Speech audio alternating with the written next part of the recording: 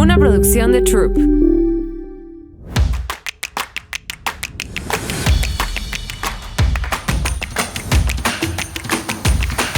El podcast de Carlos Moret. Vivimos en un mundo que ya no sabe qué es real y qué es editado, donde puedes ver un video y no tener claro si fue grabado por una cámara o fabricado por una inteligencia artificial en un servidor anónimo. Hoy circulan tantos videos generados artificialmente que los propios expertos admiten que empiezan a creer y a crear una confusión real sobre qué es verdad y qué es una construcción digital. Vivimos en un mundo que convierte cualquier momento en contenido. El duelo, la migración, la rabia política, la vulnerabilidad de una generación que algunos llaman de cristal y otros la única que se atreve a decir que algo duele. Mientras tanto, la tecnología de los deepfakes hace posible poner tu cara en un cuerpo que nunca fue tuyo, decir palabras que jamás dijiste y vender una versión de ti que no reconoces en el espejo.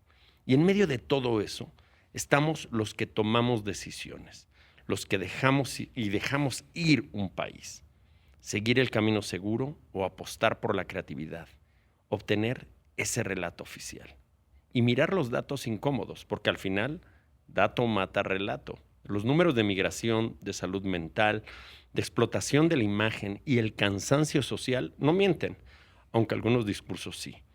Hoy quiero sentarme con alguien que lleva un cuarto de siglo decidiendo qué se ve y qué no se ve en pantalla. Alguien que ha vivido el duelo, la migración, el choque cultural entre Europa y Latinoamérica y que además entiende cómo la inteligencia artificial está reescribiendo la postproducción y nuestra percepción del mundo. Hoy vamos a hablar de eso que casi nadie se atreve a decir. Mi invitado de hoy, pues bueno, hay personas que no solo consumen historias, él las ensambla, las corta, las colorea, las decide. Literalmente, qué entra y qué se queda fuera del relato. Mi invitado nació en Barcelona en los años 70, en una casa donde un padre ingeniero químico y una madre administrativa representaban la ruta tradicional, estabilidad, estructura, lógica. Él decidió lo contrario, apostarlo todo por la imagen, al sonido y a la narrativa audiovisual, sabiendo que eso implicaba vivir en la incertidumbre permanente de los proyectos. Empezó como editor, se obsesionó con el color y acabó dirigiendo equipos de postproducción para series, realities, documentales y películas que se ven en plataformas globales como Netflix, Amazon, HBO, Disney o ViX. Ha diseñado empresas de postproducción en Europa, Asia y Latinoamérica, y en México se convirtió en el cerebro detrás de una de las casas de postproducción más grandes del país, ampliando decenas de salas de edición para responder a una demanda de contenido que ya no se puede cubrir del todo. Pero detrás de ese currículum está la vida, dejar su país, empezar desde abajo en México en 1918, procesar la muerte de su padre a miles de kilómetros, navegar en un mundo de filtros y pantallas y ver de cerca cómo la generación que muchos llaman de cristal se enfrenta a un sistema que nos quiere anestesiados. Este invitado no solo sabe de postproducción, sabe de decisiones irreversibles, de duelo en silencio, de lo que significa construirte una segunda vida en un continente que arrastra el peso de la conquista y el complejo latinoamericano. Hoy me siento frente a Pablo Sastre. Querido Pablo, muchísimas gracias por aceptar la invitación al podcast. Y la primera idea que me viene a la mente es: somos esclavos de nuestras decisiones. Yo siempre he dicho que hay decisiones muy pequeñas que hacemos todos los días en nuestra vida. Decisiones que pueden parecer simples, pero que al final del día construyen lo que somos. ¿Qué decisiones has tomado tú que realmente te han llevado a algo que ha sido irreversible? ¿Qué decisiones volverías, si tuvieras esa oportunidad de volver a reeditar y a rebobinar esta película que ha sido tu vida, quizás volverías a tomar de otra forma o no? ¿Realmente somos esclavos de nuestras decisiones? ¿Y en qué momento las decisiones son esclavas nuestras, Pablo? Querido Carlos, muchas gracias por compartir o que me hayas invitado a tu podcast. Para mí no es una invitación, es platicar con un amigo, ¿no? O sea, y eso es así, o sea, y eso es la gran suerte que tengo, ¿no? Tener amigos como tú. Y sí, yo creo que al final la vida son decisiones, nos gusten o no, o sea, cada día tomamos pequeñas, grandes, medianas. Obviamente, pues depende de la circunstancia que te toque vivir, pues tomas unas o tomas otras. Yo creo que la vida no se puede reescribir, o sea, porque no se puede, o sea, básicamente porque lo hecho está. Y creo que condenarse o fustigarse por las decisiones que tomaste, creo que no te lleva a ningún sitio. Creo que te hace más infeliz que feliz. O sea, creo que sí, pues básicamente porque no las puedes cambiar. O sea, sean buenas o malas, en ese momento tomaste la que creías que era correcta. Yo por eso, referente a tu pregunta, pues, o sea, ¿cambiarías algo? No. No, porque en ese momento fue la mejor decisión. Obviamente todas no fueron a la larga, fueron correctas o salieron como uno esperaba. Pero obviamente en ese momento la tienes que tomar, ¿no? Y solo la puedes tomar tú. Yo creo que la única manera de no arrepentirse es cuando tú tomas una decisión. No la toman los demás por ti. O sea, porque entonces es muy fácil echarle la culpa a los demás cuando te equivocas. Eso es evidente. Pero yo en mi vida he tenido la suerte o la desgracia de que yo siempre he tomado las decisiones para mi beneficio personal o para mi beneficio profesional. Y aquí estoy. O sea, al final, lo que tú decías, somos esclavos de nuestras decisiones. No, lo decías tú, esa es tu frase, es Pablo Sastre. Sí, totalmente. En eso tienes razón. Yo creo que... Pero a mí me ha servido mucho en mi vida, ¿no? O sea, al final, ser esclavo de tu decisión no es malo. Es reconocer que en ciertos momentos de tu vida tomaste unas decisiones, las que fueran, de ámbito familiar, personal, profesional, sentimental. O sea, al final, la vida es un cúmulo de decisiones, más pequeñas, más grandes. En algunos momentos te tocan las personales, en otros son las profesionales, en otros las familiares, en otros las sentimentales. Pero yo no concibo la vida sin decidir. O sea, y si no decides, creo que no tomas las riendas de tu vida. O sea, eres como un barco que se lo lleva la corriente, ¿no? O sea, así es. Yo creo que lo mejor es decidir. Te puedes equivocar, claro. Los seres humanos están diseñados para equivocarse, muchas veces. Pero por lo menos tienes la conciencia tranquila de que lo que decidiste lo decidiste tú. Y yo decidí en ciertos momentos de mi vida irme de mi casa, o estudiar una cosa que en mi círculo familiar era absurdo. Es decir, pero ¿de dónde se ha caído? O sea, ¿qué dice? Que se va a dedicar a la ¿Qué imagen. hicimos mal? Sí, o sea, que yo le eduqué como creía que lo tenía que educar, ¿no? Pero y me sale con que ahora se va a dedicar a esto, ¿no? O sea, claro, en una familia, como tú un poco has presentado, estándar, clase media, mi padre trabajaba, mi madre trabajaba. Al final, un poco, mi hermana hizo también un poco siguió la línea estándar. Yo me convertí un poco en la oveja negra. O sea, el que rompió los esquemas. Pero no lo hice por ir en contra de la decisión familiar o del círculo familiar, sino simplemente porque yo quería hacerlo. O sea, esa fue mi primera decisión, ¿no? O sea, estudiar lo que yo quería estudiar, no lo que los demás querían que estudiase. Que eso que para mí es un error. O sea, creo que los padres no deben, y no soy padre, pero creo que los padres no pueden volcar sus frustraciones en sus hijos. Así es. Porque si no, estás frustrando a tu propio... Tu hijo deja de decidir y hace lo que tú quieres que haga. Y cuando acaba, se da cuenta de que lo que estudió o lo que le obligaste a hacer no le sirve de nada. O sea, y al final, bueno, yo fui un poco a contracorriente, pero porque me salió. O sea, realmente no tuve ninguna disputa familiar como para decir, ¿sabes qué? Que lo voy a hacer lo contrario de lo que tú hiciste. No. Yo siempre a mi padre le dije una cosa: tú decidiste tu vida, yo decido la mía. Es así de simple. Es decir, él decidió casarse con mi mamá o con mi madre, tener hijos, y lo respeto, lo acepto y le salió muy bien. Pero ¿por qué tiene que decidir por mí? Cuando yo soy adulto, obviamente. O sea, cuando eres niño o adolescente, pues obviamente tienes unas reglas en casa que estándar, normales. Pero siendo adulto, él decidió su vida. ¿Por qué tiene que decidir la mía? Claro. O sea, y fue un poco donde empezamos, no a chocar, pero sí un poco a diverger, ¿no? Un poco en la manera de pensar. Mi hermana un poco se encajó un poco más en su filosofía de vida, ¿no? Cosa que yo respeto y es muy legítimo. Pero yo no. O sea, ¿por qué? Pues sinceramente tampoco te podría decir por qué. O sea, simplemente me salió. Encontré una cosa que sí me motivaba, que era el mundo de la imagen, del cine, porque no habían series en ese momento. Cuando yo estudié no habían series. Yo empecé colgando rollos de 35, descartes de 35 milímetros en un laboratorio, que todavía existía. Ahora hablar de celuloides como hablar de los marcianos. Claro, es hablar de dinosaurios. Absolutamente. O sea, ¿por qué? Porque para la gente le dices que tú tocabas el material y dices, pero tú estás loco, ¿no? Sí. O sea, repito, lo hice porque me gustaba y le aposté. Y creo que, ojo, me costó mucho, ¿eh? Sufrí mucho, tuve muchos contratiempos y al final, pues bueno, poco a poco, creo que si tú te propones algo en la vida, lo puedes conseguir.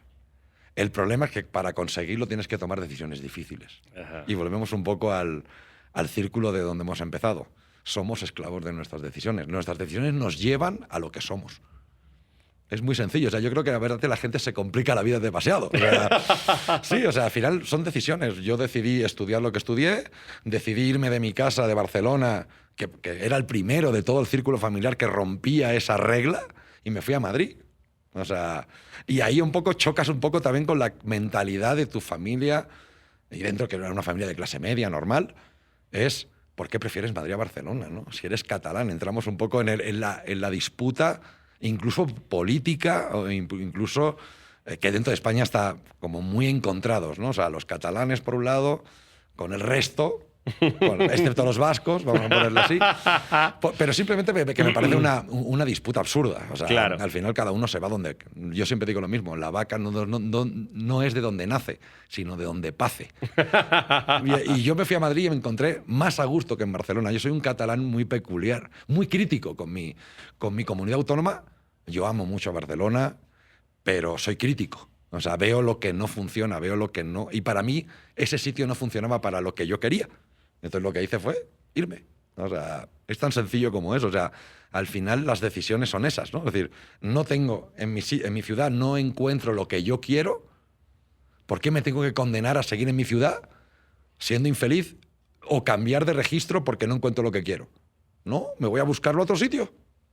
Y ahí empieza un poco el viaje. El viaje del héroe. Un viaje complicado, porque ha sido complicado, muy complicado, con momentos maravillosos, porque he tenido la suerte de que mi trabajo me ha permitido conocer el mundo.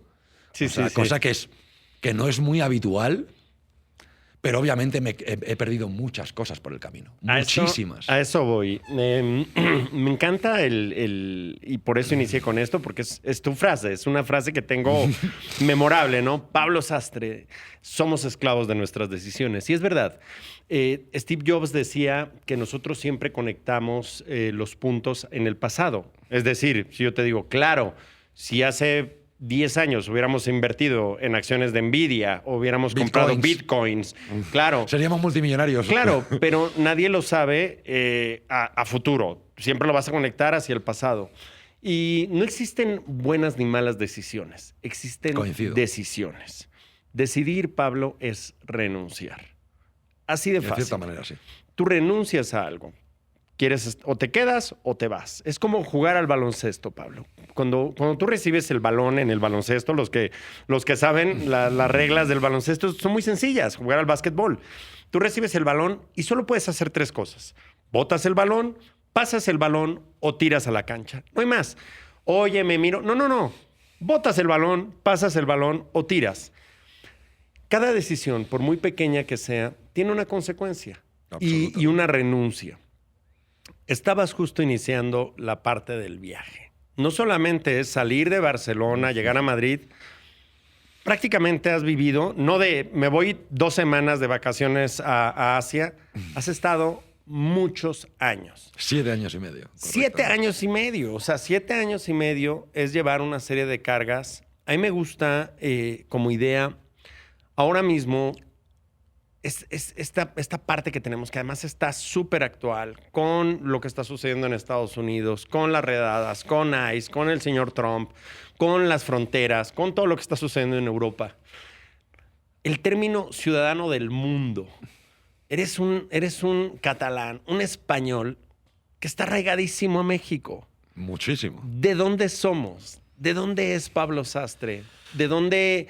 Hay un refrán que me gusta mucho decir, ¿por qué los árboles crecen? Porque echan raíces. Sí. ¿Dónde están las raíces de Pablo Sastre en este es momento? ¿Y cómo fue todo ese viaje? Es complicado. Yo creo que ha habido muchos Pablo Sastres a lo largo de estos últimos 25 años, ¿no? Cuéntamelos, tenemos todo el tiempo para ti. Obviamente el Pablo Sastre de los 27 años no es el Pablo Sastre de los 52. Obvio, o sea, con otras inquietudes, otras necesidades, unas ganancias y unas pérdidas, pero obviamente el Pablo Sastre de los 27 que se va a Madrid, o con 25, no es el Pablo Sastre de 52. O sea, yo soy una persona muy desarraigada por naturaleza. Ah. Nunca he tenido mucho arraigo. De hecho, durante este viaje, un viaje personal, o profesional, porque han ido de la mano, la gente me decía, ¿no echas de menos tu casa? Y dije, no, porque mi casa es donde vivo ahora. O sea, al final, mi casa ha sido Viena, ha sido Dublín, ha sido Londres, ha sido Estados Unidos, ha sido Malasia, ha sido Vietnam, ha sido Tailandia, y ahora es México. Ha sido un intervalo pequeñito de estos últimos 7 años en México, ha sido Uruguay. O sea, al final esa es mi casa. O sea, resumiendo, porque es muy largo, pero al final esa ha sido mi casa. Al final, cada sitio ha tenido un Pablo Sastre diferente. O sea, pero ¿ha tenido arraigo? Yo diría que no. No, porque el enfoque nunca fue el arraigo personal, fue el arraigo profesional. Y yo tengo una frase con un amigo, muy amigo mío, que vive en Malasia, y que después de él se ha movido mucho, yo también, y nos dijimos, somos yonkis de las nuevas experiencias. Yonkis de las nuevas experiencias. Sí, porque nos cansa, porque la necesitamos. O sea, llega un momento que cuando llevas en una ciudad, en un país, 2, 3 años, te cansas. O sea, por eso decíamos, somos yonkis de las nuevas experiencias. O sea, necesitamos una nueva, y una nueva, y una nueva, porque parece que la que estás viviendo ya se acabó. Has cumplido tu ciclo y necesitas una nueva. Y eso, cuando obviamente haces como un check de todo lo que has vivido, dices, ¿pero por qué? O sea, ¿qué necesidad hay de vivir en 11 países, no? Claro. Hacer 5 mudanzas intercontinentales, o sea, decir, no hay, pero es que no lo piensas. O sea, porque al final vas donde estás a gusto. Vas donde el proyecto, primero profesional y después personal, porque sí que es verdad que en mi vida siempre he puesto lo profesional por delante de lo personal. En ciertos momentos no me ha ido muy bien, también te digo. Pero decidir es renunciar. Absolutamente, renuncias a cosas. He renunciado al crecimiento de mis sobrinos. Yo no he visto a mis sobrinos crecer. Y mi sobrino tiene 22 años, ¿eh? A mi sobrina tiene 18. Yo no los he visto crecer. Los veía una vez al año. Yo no he visto a mis padres en muchos años. O los veía una vez al año. Yo he perdido ese contacto. Obviamente nunca dejas de ser hijo, obvio. O sea, porque eso es prácticamente imposible de romper ese vínculo. Pero el roce, como dice el refrán, el roce hace el cariño, ¿no? O sea, y al final no te distancias, pero sí que pierdes un poco la perspectiva. ¿Por qué? Porque tú vives a 15 horas de vuelo. Entonces, y cuando llegas 15 días a visitarlos, estás un poco como desubicado en la conversación. O sea, ¿por qué? Porque te has perdido 350 días del año. O sea, entonces, esa es parte del precio que tú pagas. Pero ese precio a mí me compensa. Para mí la vida son experiencias. O sea, al final, a la tumba solo te llevas experiencias. Así es. No te vas a llevar dinero, no te vas a llevar a tu pareja, no te vas a llevar reconocimiento, porque lo curioso es que a todos los muertos les reconocen cosas. Es curioso, pero en la vida nadie les da nada. Me parece bastante curioso. Cuando uno se muere, ¡qué bueno era! Bueno, pero no se lo dijiste hace 5 años, ¿no? O sea, que creo que el ser humano es como muy hipócrita muchas veces, ¿no? O sea, porque necesita que pase algo para reconocerle. Así No, es. yo creo que las personas son personas muertas o vivas, o sea, creo que son los mismos, o sea, al final. O sea, morirte no significa ser mejor. Yo renuncié, por ejemplo, a la enfermedad de mi papá. A eso quería llegar. O sea, pero no porque le quisiera menos, sino porque, más allá de que era mi padre y yo lo adoraba, o sea, es que yo pensaba, es mi vida, también mi vida vale. Creo que es valiosa también. Obviamente no es una cuestión de comparar de que es más valiosa una que otra, pero cuando pude lo fui a ver, mi padre murió y yo estaba en México. A mí me llamó mi mamá. Y yo recuerdo que cuando sonó el teléfono, por la hora, yo ya sabía que había pasado. Entonces, yo no estuve en los últimos momentos. Yo de hecho, cuando mi padre falleció, que falleció un lunes, me acordaré toda la vida, yo ese viernes anterior había vuelto a México. Llevaba 3 semanas con él. Y yo siempre he tenido el pensamiento de que espero a que yo me fuera. Sí, tengo esa creencia. De hecho, lo curioso, mi madre se quedó con él los últimos 5 meses que estuve ingresado, todas las noches. Esa última noche, mi padre dijo, vete a casa. Porque no quería a nadie con él. Wow. Así somos las personas. Y ojo, mi padre adoraba a mi madre, ¿eh? O sea, la adoraba, o sea, pero yo creo que quería hacer ese último viaje solo. No quería a nadie. Mi madre estuvo con él 24/7. O sea, de hecho, solo nos turnamos para que ella fuera a dormir y yo me quedaba, o al revés, cuando yo estuve las últimas 3 semanas. Al final, cuando mi madre me llamó y sabía lo que había pasado, ya me lo imaginé. O sea, mi padre quiso morir solo, porque sabía que estaba llegando su hora. Y creo que compartir eso creo que es muy personal. O sea, al final, yo no le echo en cara eso, jamás se lo echaré en cara. Él lo decidió, somos esclavos de nuestras decisiones. Él decidió eso, decidió que esa última noche mi mamá no se quedara, ni yo, ni mi hermana. Yo no estaba, pero mi hermana sí. Y se pudo haber quedado mi madre como cada noche, pero no quería hacerla pasar por eso. Así somos las personas, curiosamente, ¿no? O sea, por eso digo que durante ese viaje de vida yo he renunciado a muchas cosas, pero he renunciado conscientemente, ¿eh? O sea, soy consciente de lo que renuncié y por lo que renuncié también soy lo que soy. Así es. O sea, es bastante sencillo de entender. O sea, y la gente que no lo entiende, lo respeto. Lo respeto. Y gente que ha dicho, yo hubiese hecho lo contrario, absolutamente. Y es legítimo y no es criticable. Aquí no es una cuestión de hacer bueno o malo. Haces. Ya está. O sea, y lo bueno o lo malo no sabes si lo haces bien o mal. Lo bueno o lo malo lo sabes con el tiempo. Cuando lo ves a posteriori y puedes juzgarlo, analizarlo y decir, y bajo tu criterio decir, está bien o está mal. Porque que te lo diga otro, pues bueno, claro. no sirve de mucho, la verdad. Entonces, al final, durante todo, o sea, he renunciado a eso, he renunciado a parejas, he renunciado a muchas cosas, ¿no? Pero, repito, he renunciado conscientemente. Y lo volvería a hacer.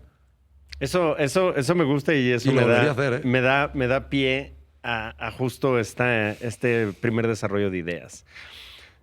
Te lo quería poner sobre la mesa y de hecho lo dije hasta en la presentación porque lo sabía, porque sé que ese fue uno de los momentos y compartiendo un momento muy personal y muy íntimo entre tú y yo, que me hayas dicho, no me dolió tanto la muerte de mi padre que me dolió. Lo que me dolió más fue no haber estado ahí para mi madre. Exacto. Ese tipo de momentos creo que son los que cambian todo. Sufren más los ¿no? que se quedan que el que se va. Así es. Ha estado aquí, justo en esa silla, Juan Rodríguez, el CEO de Grupo Galloso.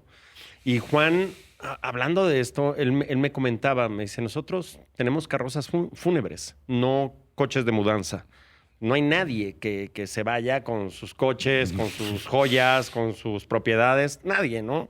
Y eso es muy poderoso y más contigo. Por esta filosofía de vida que sé que tienes, hablando del desarraigo y... Tú eres español. Y digo, abres la boca y Se cualquiera nota, ¿no? nota, Se nota. Es que- complicado perder el acento. Exactamente, que no eres español. Y en México tenemos, a mí me gusta decirlo, no hemos perdonado al papá. No, seguimos arrastrando todavía culturalmente este tema de... Y no hay que ir muy lejos, ¿no? La misma presidenta, el anterior presidente. Necesitamos que nos vengan a pedir perdón. Y a mí me hace mucha gracia, ¿no? Porque justo el rey Felipe decía, Correcto. pues a ver, o sea, creo que hay que poner las cosas un poquito en orden, En ¿no? contexto. En contexto. Primero que nada, pues España no era España, era otra cosa. El Correcto. Reino de Castilla. Sí. Ni siquiera estábamos nosotros. Segundo, pues esto no era México, este era Tenochtitlán y era otra cosa. Ni estaba la gente que está ahora en ninguna de las dos partes. Pero este tema de tenemos que pedir perdón me lleva al siguiente tema. En México nosotros tenemos muy arraigado el tema y el verbo favorito que es chingar. Ujú. Dice el señor Octavio Paz en su libro El laberinto de la soledad que la constante del mexicano es chingar o ser chingado. Eso es, yo te conozco, Pablo, y solo tengo dos opciones, o te chingo o me chingas, ¿no? Y venimos con eso. El pueblo oprimido, el pueblo chingado, el pueblo al que todo el mundo quiere engañar. Todos los extranjeros vienen con malas intenciones, todos quieren abusar de nosotros. Tú has estado navegando en estos dos mundos. ¿Qué tanto, o sea, nos tenemos que quitar ya para dejar el sí, lo que usted mande, claro que sí, y por dentro pensar, hijo de su pinche madre, gachupín cabrón, donde estamos hasta en esta generación frágil que dice, no, claro, es que me habla fuerte, es que me Sí, habla feo, es que ya llegó complicado. Hernán Cortés, el conquistador, el soberbio, y yo te conozco, eres probablemente una de las personas más agradables que he conocido en mi vida, un tipazazo, por eso estás aquí. Este tema que es tan tabú y tan sensible, ¿cómo lo ves tú en realidad? ¿Qué es lo que realmente está pasando? ¿Dónde viene el pedo? O sea, ¿el español sí es demasiado soberbio, arrogante, grosero y violento? ¿O el mexicano, pues es de cristal, ¿no? Es como el jarrito de Tlaquepaque que le tocas y, ay, ya me rompió, ya me dijo, ya me insultó. Yo creo que es ninguna de las dos. Sinceramente, yo creo que no es ninguna de las dos. Yo creo que cuando tú quieres tocar un tema controvertido, pues lo vas a tocar. Es decir, o sea, y al final siempre va a salir alguna sensibilidad. Creo, Claro. creo que tenemos que tener un cierto contexto genérico o general, ¿no? Vamos a ver, o sea, ni los que llegaron aquí del Reino de Castilla y llegaron a México, a Veracruz, eran españoles. Empezando por ahí. Empezando por ahí, ni a los que llegaron y conocieron eran mexicanos, o sea, empezamos por ahí, ¿no? O sea, contextualicemos en la historia, ¿no? Después, yo creo que también se ha utilizado como argumento para poder pedir cosas. No es que no te pertenezcan, es que pertenecen a la historia. Es decir, la pregunta es, si a mí como español me dicen que yo les tengo que pedir perdón, yo les preguntaría, ¿de qué? De la misma manera, los españoles podíamos pedir que nos dieran perdón los romanos, los griegos, los musulmanes, porque también fuimos conquistados. O sea, Invadidos. creo que- La historia de España es una básicamente. historia de invasión. Básicamente. Entonces, al final, la historia es la que es. O sea, decir, creo que la historia nos tiene que servir para no cometer errores, no para cambiarla. O sea, obviamente se cometieron atrocidades, como cualquier conquista, de cualquier reino que conquista de A a B, sino que se lo digan a los persas, sino que se lo digan a los romanos, que se lo digan a los griegos, a los mesopotámicos, o sea, a los nativos indígenas de Estados Unidos. Exactamente, que los borraron del mapa prácticamente. Y a todo, o sea, porque al final la evolución del mundo se consigue conquistando. Eso es un hecho. Es decir, o sea, y eso no es malo. Es cuestión de cómo lo quieras ver. Es decir, al final somos lo que somos por las conquistas de territorios de A a B. O sea, obviamente toda conquista se ha derramado sangre, obvio, porque si no, no sería conquista. Claro. O sea, tú no llegas diciendo, hola, Amablemente, ¿cómo hola, ¿qué está? tal? ¿Puedo pasar? No, o ¿Le sea, puedo quitar sus tierras y quedarme con su mujer? Efectivamente, o sea, y eso nos pasa incluso a día de hoy, o sea, no hace falta que te vayas 500 años atrás. Lo que pasa que sí que es verdad que el español, como tal, no es tan sensible a eso como el mexicano, bajo mi punto de vista. Yo lo estoy viendo desde esta perspectiva, ¿no? Al español tú le dices a un musulmán, no, porque yo creo que te conquisté, y le da igual. Le da exactamente igual. Pero yo creo, ¿sabes por qué? Porque no le da nada para su vida de hoy. ¿De qué le serviría, pregunto, es una pregunta que lanzo al aire, ¿de qué le serviría al gobierno mexicano que el gobierno español le pidiera perdón? Esa es mi pregunta sencilla y plana. ¿Qué mejoraría la vida de los mexicanos o los que vivimos en México, mexicanos y no mexicanos, que alguien que te conquistó hace 500 años te pidiera perdón? ¿Cambiaría? ¿Pagarías menos impuestos? ¿Serías más feliz? ¿Tendrías más comida en la nevera? ¿En el frigorífico? ¿La luz sería más barata? Pregunto. O sea, porque... O sea, ¿tendrías vuelos gratis de Iberia? Exacto. ¿Te darían la ciudadanía? No sé. O sea, yo creo que esa es la pregunta normal. O sea, decir, o sea, pedir perdón o no pedirlo no te cambia la vida. Te cambia el discurso político. Pero la vida no. La vida de los... Primero, a los que les pediría perdón ya no están, para empezar. Eso va ahí. Ni los que tuvieran que decirlo, ni los que tendrían que recibirlo. O sea, por tanto, son...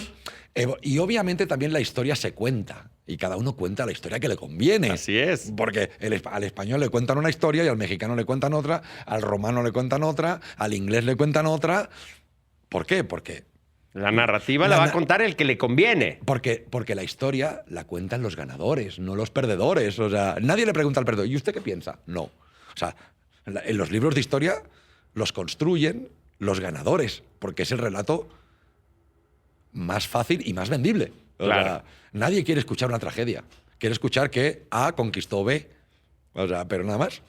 O sea, y al final, vuelvo y repito, yo creo que la conquista es un tema delicado, pero más por cómo lo han vendido de lo que realmente podría cambiar la historia de México, en este caso, que es lo que estamos hablando, con el perdón de España, ¿no? O sea, creo que no ganaría nada. O sea, creo que sería el mismo México.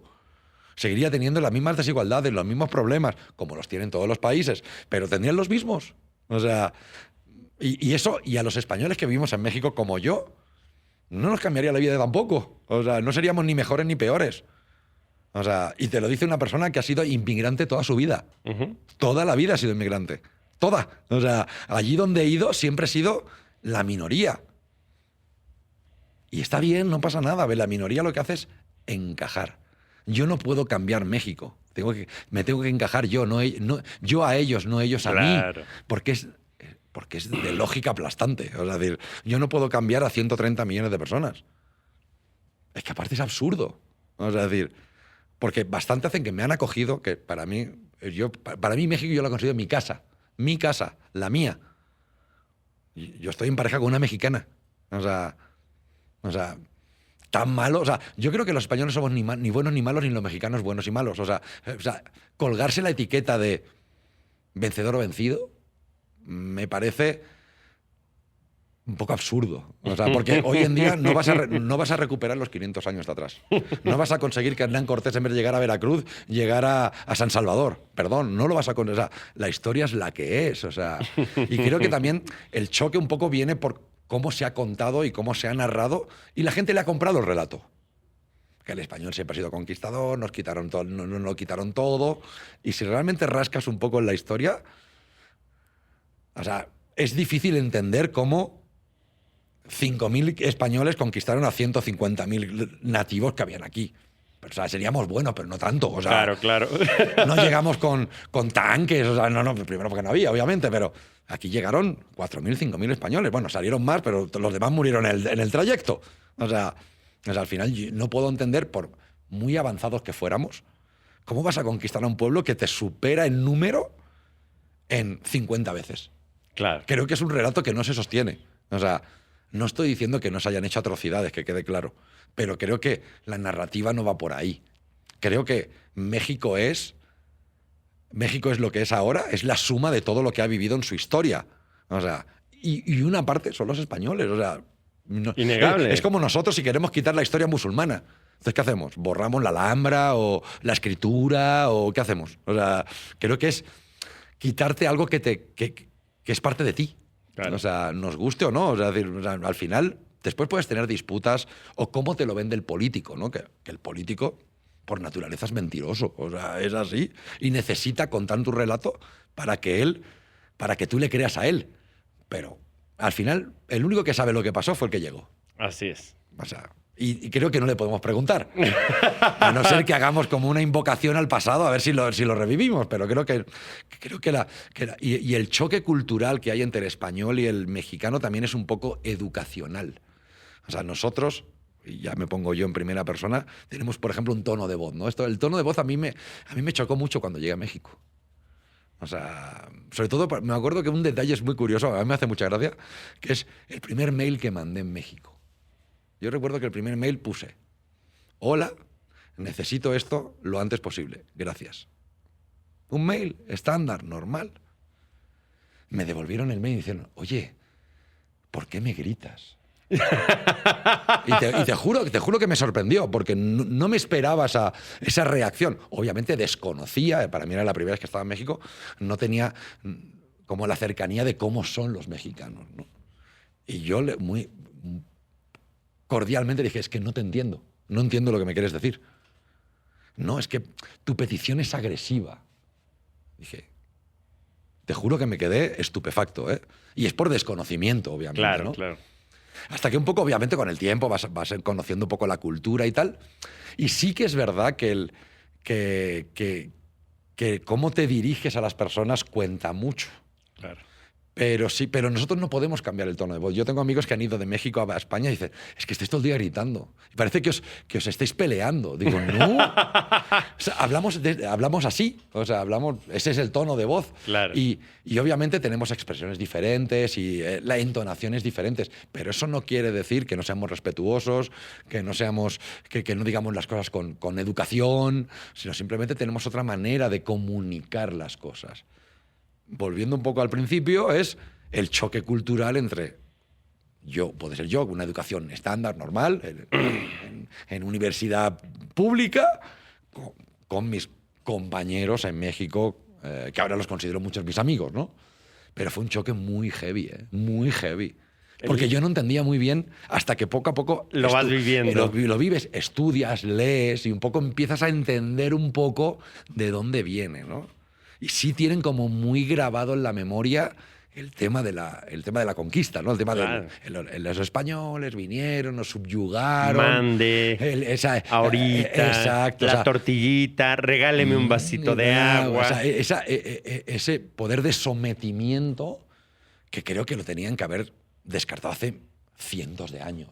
Claro. Creo que ya no es excusa. O sea, y ojalá no me haga ningún enemigo mexicano, pero creo que quítatelo de verdad. Creo que hoy en día las relaciones son de pares contra pares. Aquí da igual de dónde vengas, somos personas. O sea, es así. O sea, tú podrás venir de Groenlandia, yo de Tumbuctú, y ninguno ni otro, cada uno tendrá una manera de decir las cosas, educado y demás, pero nadie está por encima de nadie. Claro. Y creo que eso el mexicano como lo tiene como muy interiorizado, ¿no? Y creo que no es bueno, en general.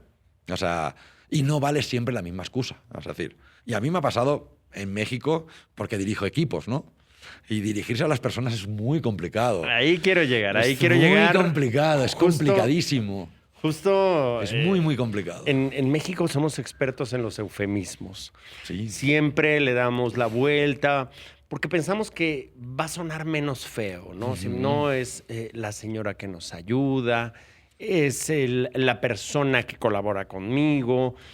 Me ha pasado y ya más o menos dibujas por dónde voy. Justo hoy, lo sabes bien, me dedico a dar conferencias y talleres. Y últimamente me he encontrado muchísimo que me dicen, bueno, pues sí, tienes que hablarle a la plantilla, pero no se te vaya a ocurrir decirles empleados. Y digo yo, ¿no? ¿Por? ¿Y qué son? ¿Y qué son? Sí, no, son nuestros colaboradores. Yo digo, no a ver, verdad. Digo, Brad Pitt es empleado de Amazon, o es empleado de Netflix, o es empleado de Apple. Exacto. Cuando le pagan para hacer una película. Correcto. Y le pagan 80 millones, pero Apple no es de él no es dueño de Netflix, él es un empleado. Correcto. Ted Sarandos es empleado de Netflix, que es una gran corporación. Decirte empleado No te descalifica. no te descalifica cuando es una palabra tan chingona. Tienes un empleo, te empleas. Tienes un sueldo, puedes Claro. mantener a tu familia. O sea, no lo encuentro despectivo. Sí, pero ya es despectivo. Ya produce roces. Entonces, ¿a dónde voy? Estamos llegando y tocando un poco este tema, tanto los roces culturales como la parte de la generación de cristal, que es mi gran éxito, mi éxito del verano, my wonder hit. Yo lo digo, no es una generación, es una era. Sí. Es una era. Coincido. Porque no es... los jóvenes son de cristal y nosotros, que ya somos modelos 70, somos de acero. No.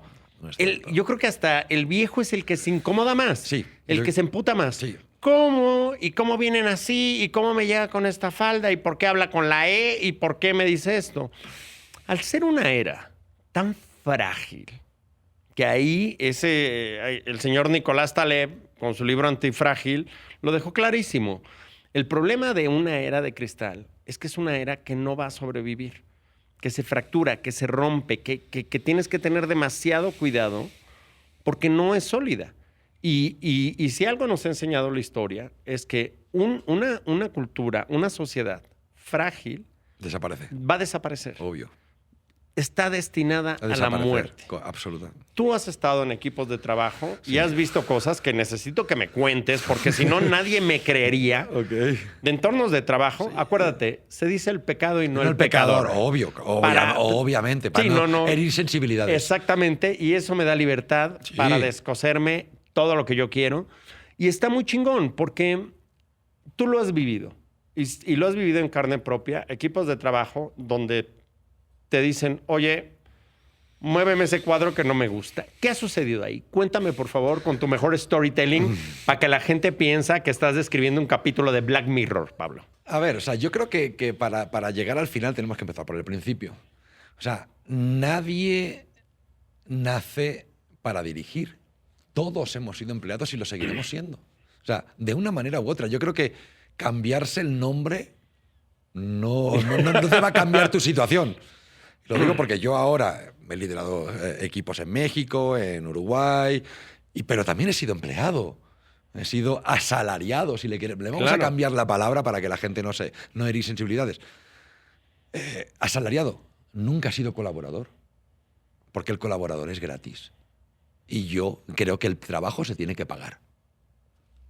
O sea, si yo desarrollo un trabajo, entendamos que un trabajo, ¿qué es? Es un intercambio entre talento por dinero. Punto.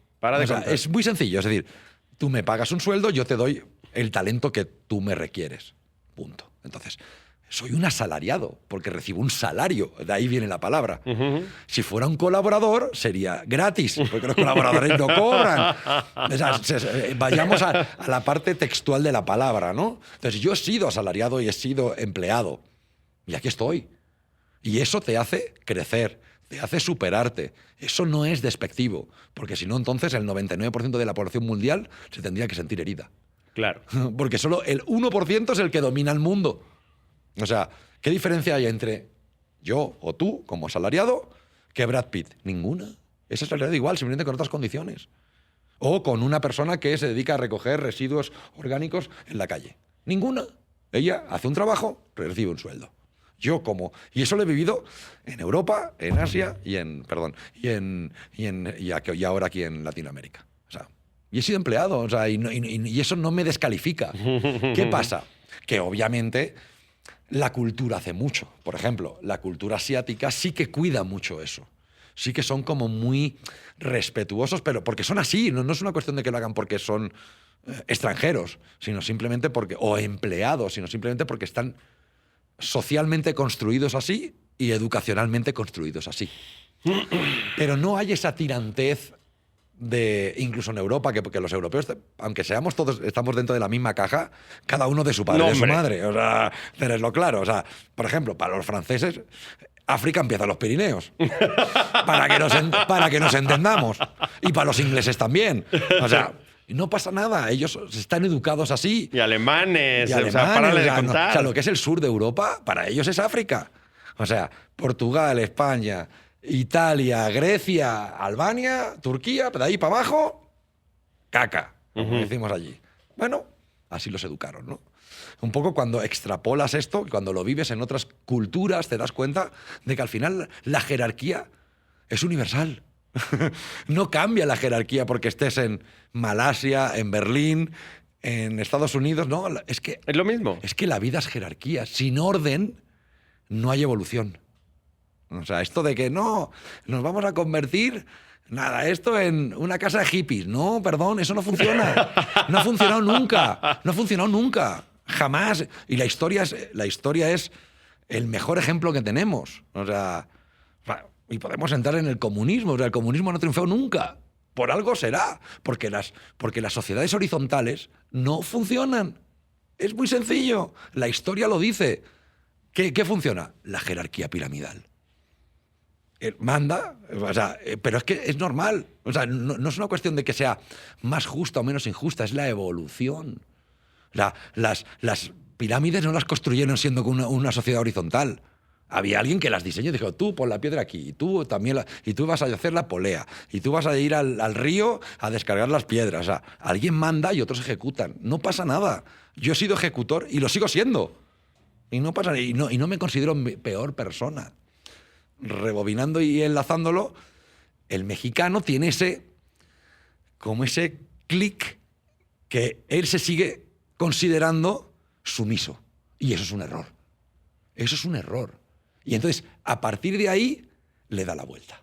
Entonces, cuando encuentra la jerarquía, no le gusta. Porque es que hay alguien... Es que me tiene que tratar de tú a tú. No. Hay un jefe y un empleado. No pasa nada. O sea, lo que pasa es que las diferencias se acrecentan más cuando el jefe es extranjero, vamos a ponerle extranjero la palabra, y el... Alto barbado. Y el asalariado es mexicano.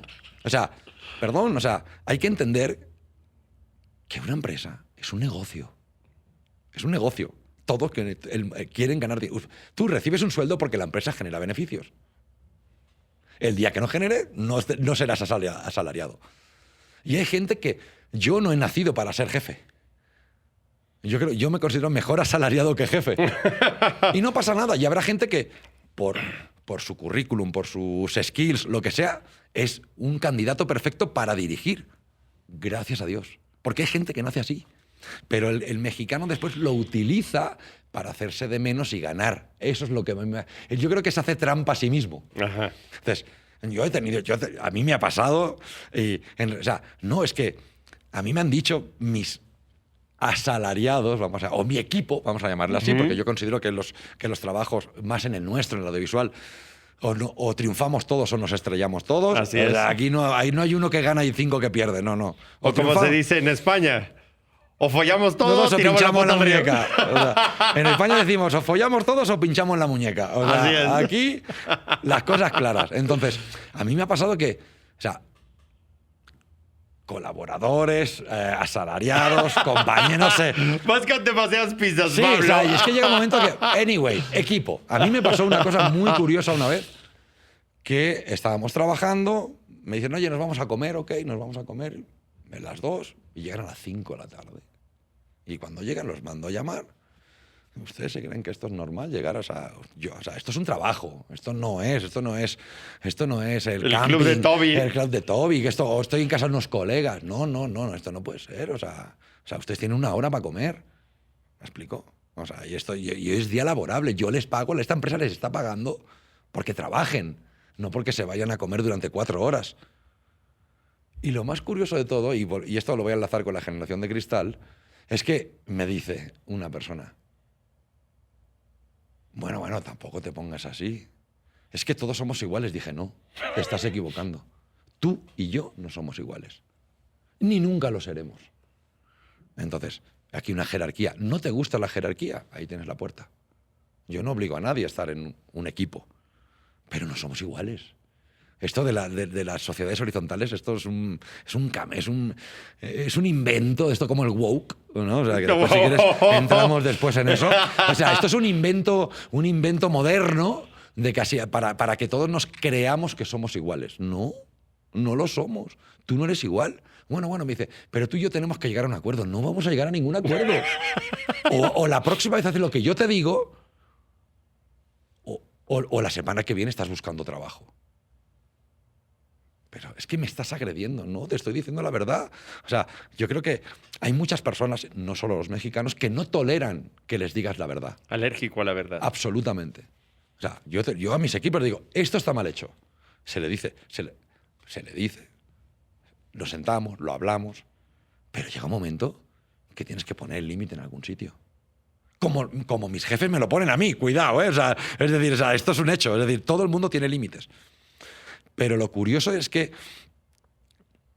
nunca se le falta el respeto, nunca se le grita. Obvio, yo no soy así, tú me conoces, pero por muy emputado que yo pueda estar, yo jamás le voy a faltar. Porque yo creo que cuando faltas el respeto pierdes la razón.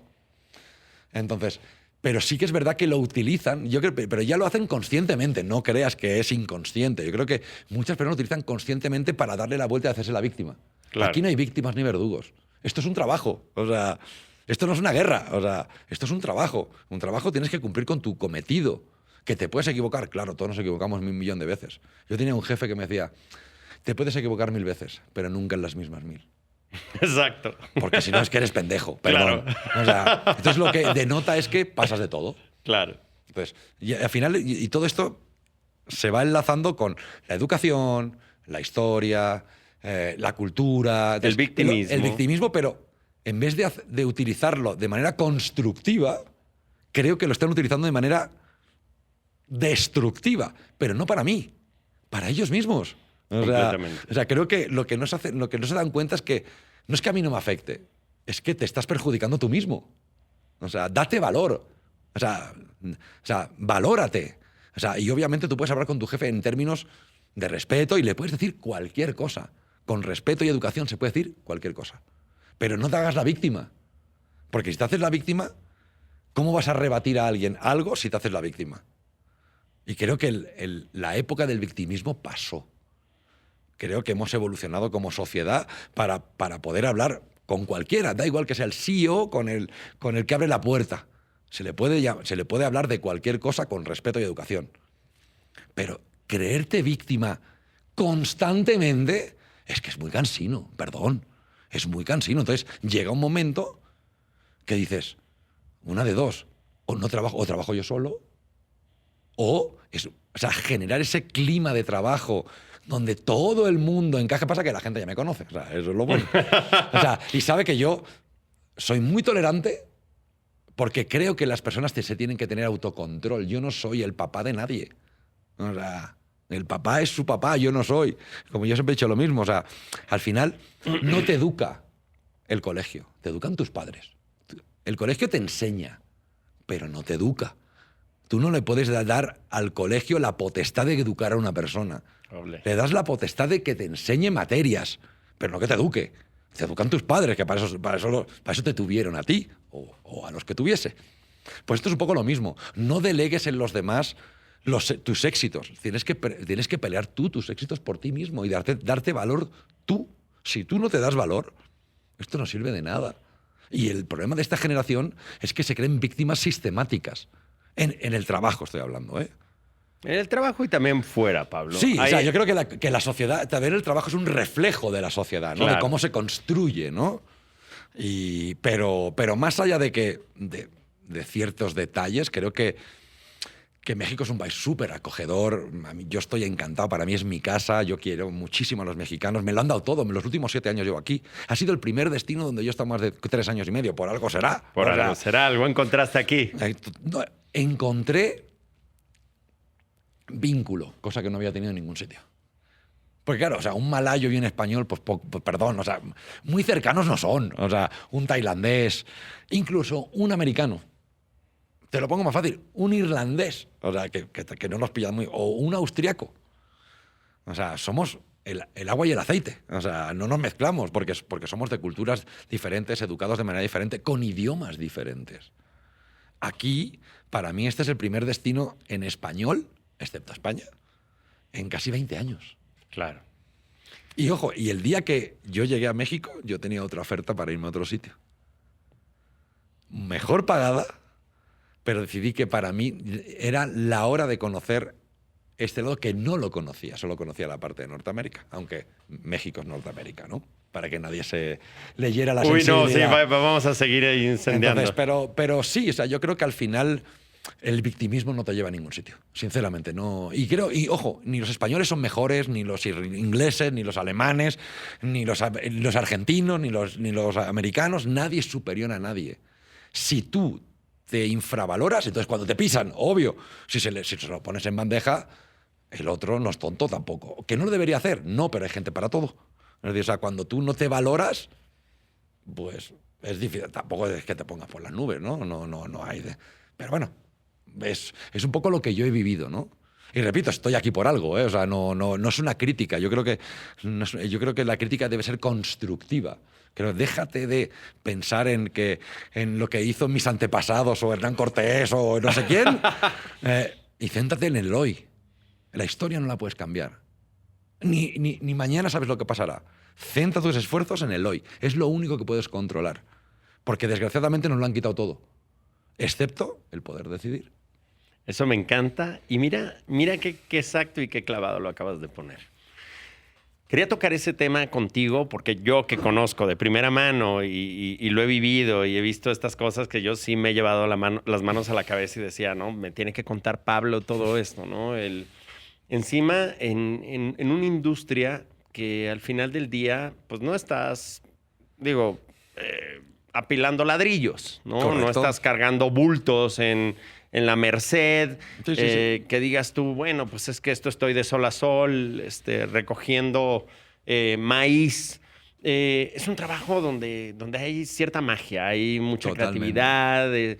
Al final del día es un trabajo creativo, es un trabajo tecnológico, es un trabajo que tiene unas ciertas características, pues que es muy noble y que tienes que entrar ahí casi por pasión.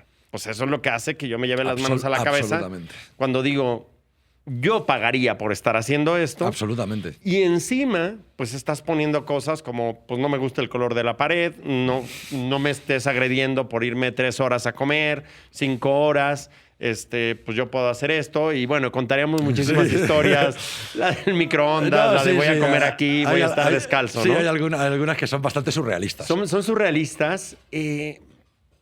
Y hemos tocado el tema, ¿no? De este falta de perdón al papá y soltar y todo esto, que yo lo he vivido de primera persona. Yo también soy inmigrante, he estado fuera de mi país durante más de 20 años y claro, a mí también me preguntan eso, ¿no? ¿Extrañas España? Digo yo, no, lo más importante lo traje conmigo. Y fue... Yo tengo otra cosa, o sea, a mí me dicen, ¿extrañas España? Digo, no. Digo, ¿por qué?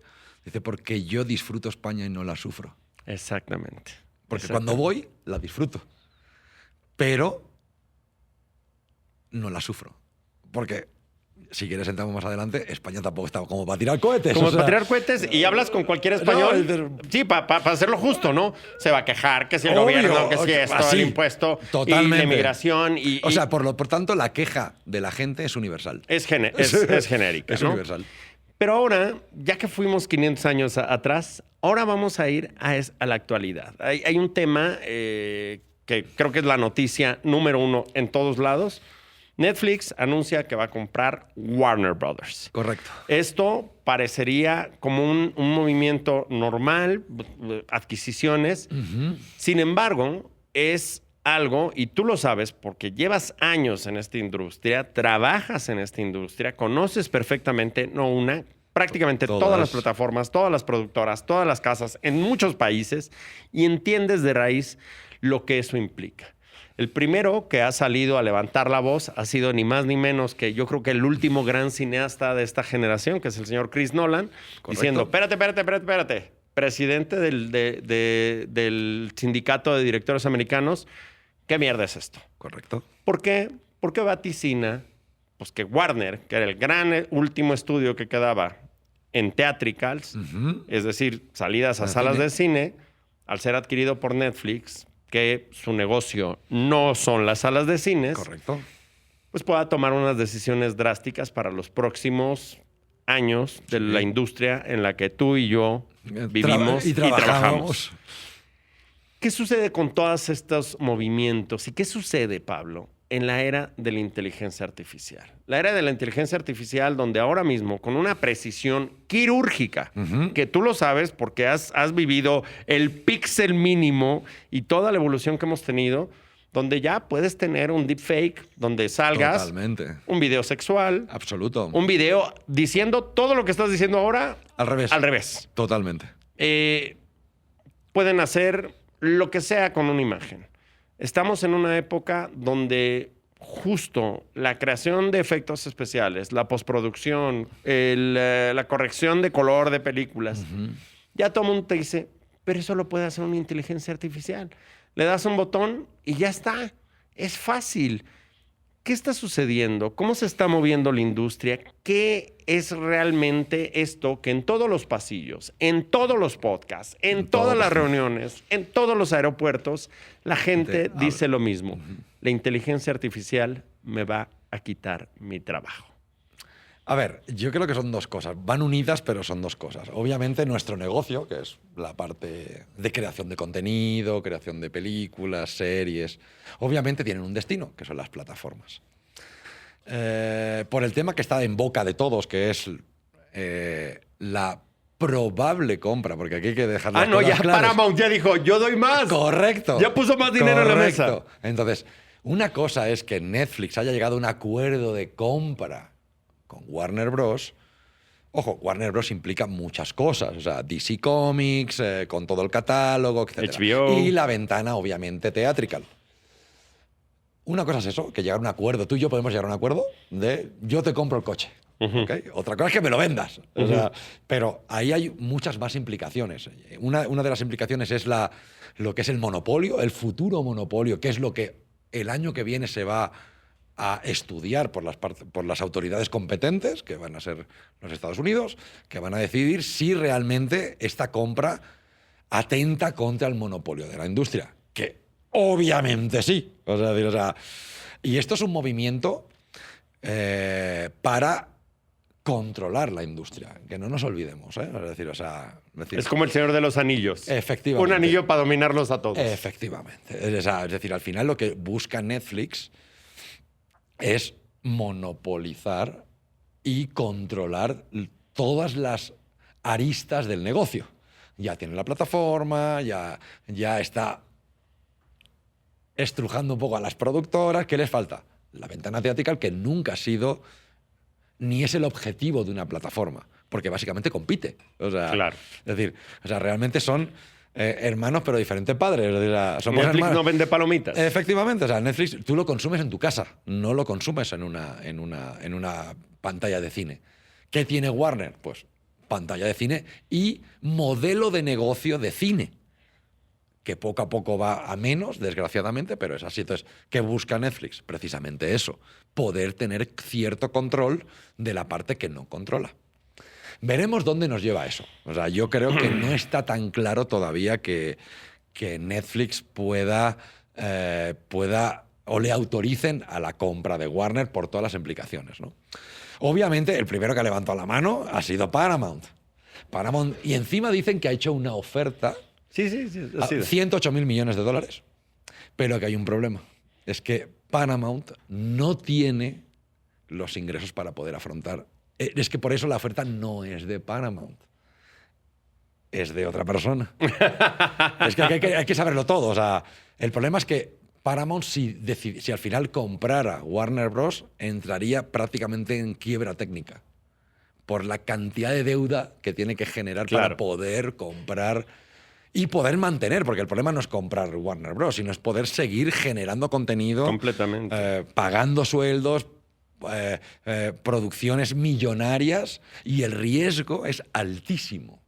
¿Por qué? Porque no tiene cómo sustentarlo. Entonces tendría que ir a deuda, ¿no? Netflix, en cambio, bajo su construcción, sí que tendría riesgo, pero mucho menos. ¿Por qué? Porque no nos olvidemos. Netflix tiene 435 millones de suscriptores. Pero cuidado, el 70% comparten plataforma de HBO. Tampoco ganaría tanto.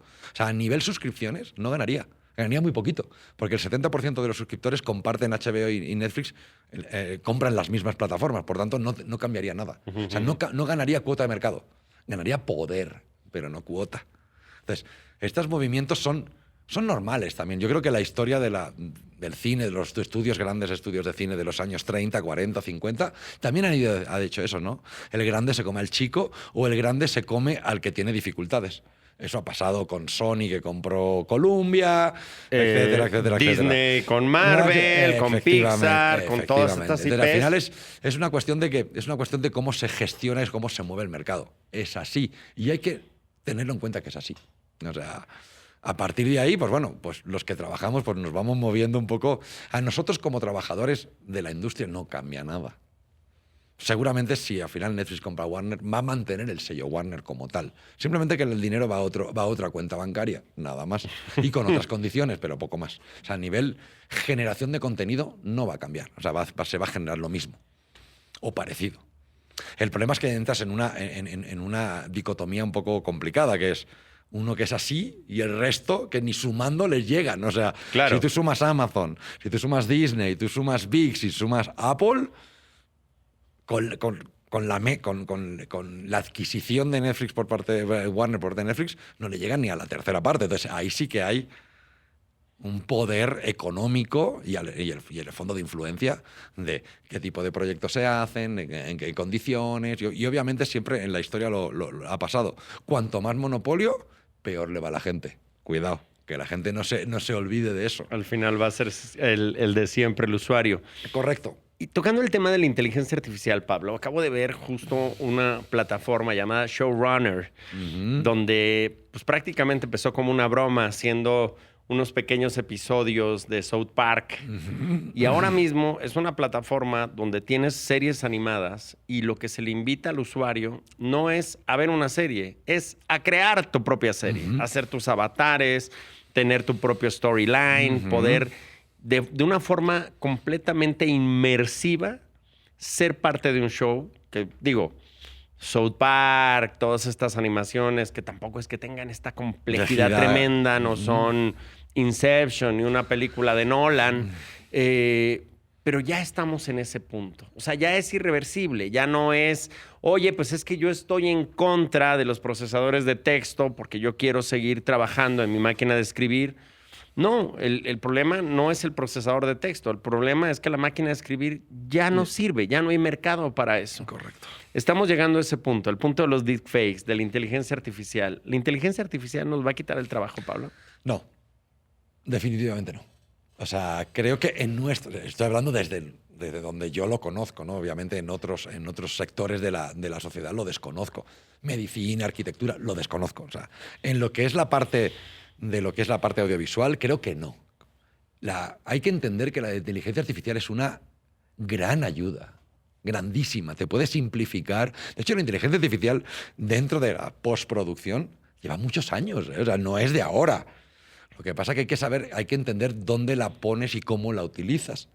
Obviamente no es lo mismo crear, o sea, con una herramienta de inteligencia artificial un deepfake para Instagram, como un post personal, que realmente herramientas de tal calibre para nosotros que realmente te solucionen la vida. No hay. No nos engañemos, ¿eh? O sea, en la postproducción o en la audiovisual, o sea, tú no puedes hacer un plano así de un plano así. Ni con inteligencia ni sin inteligencia.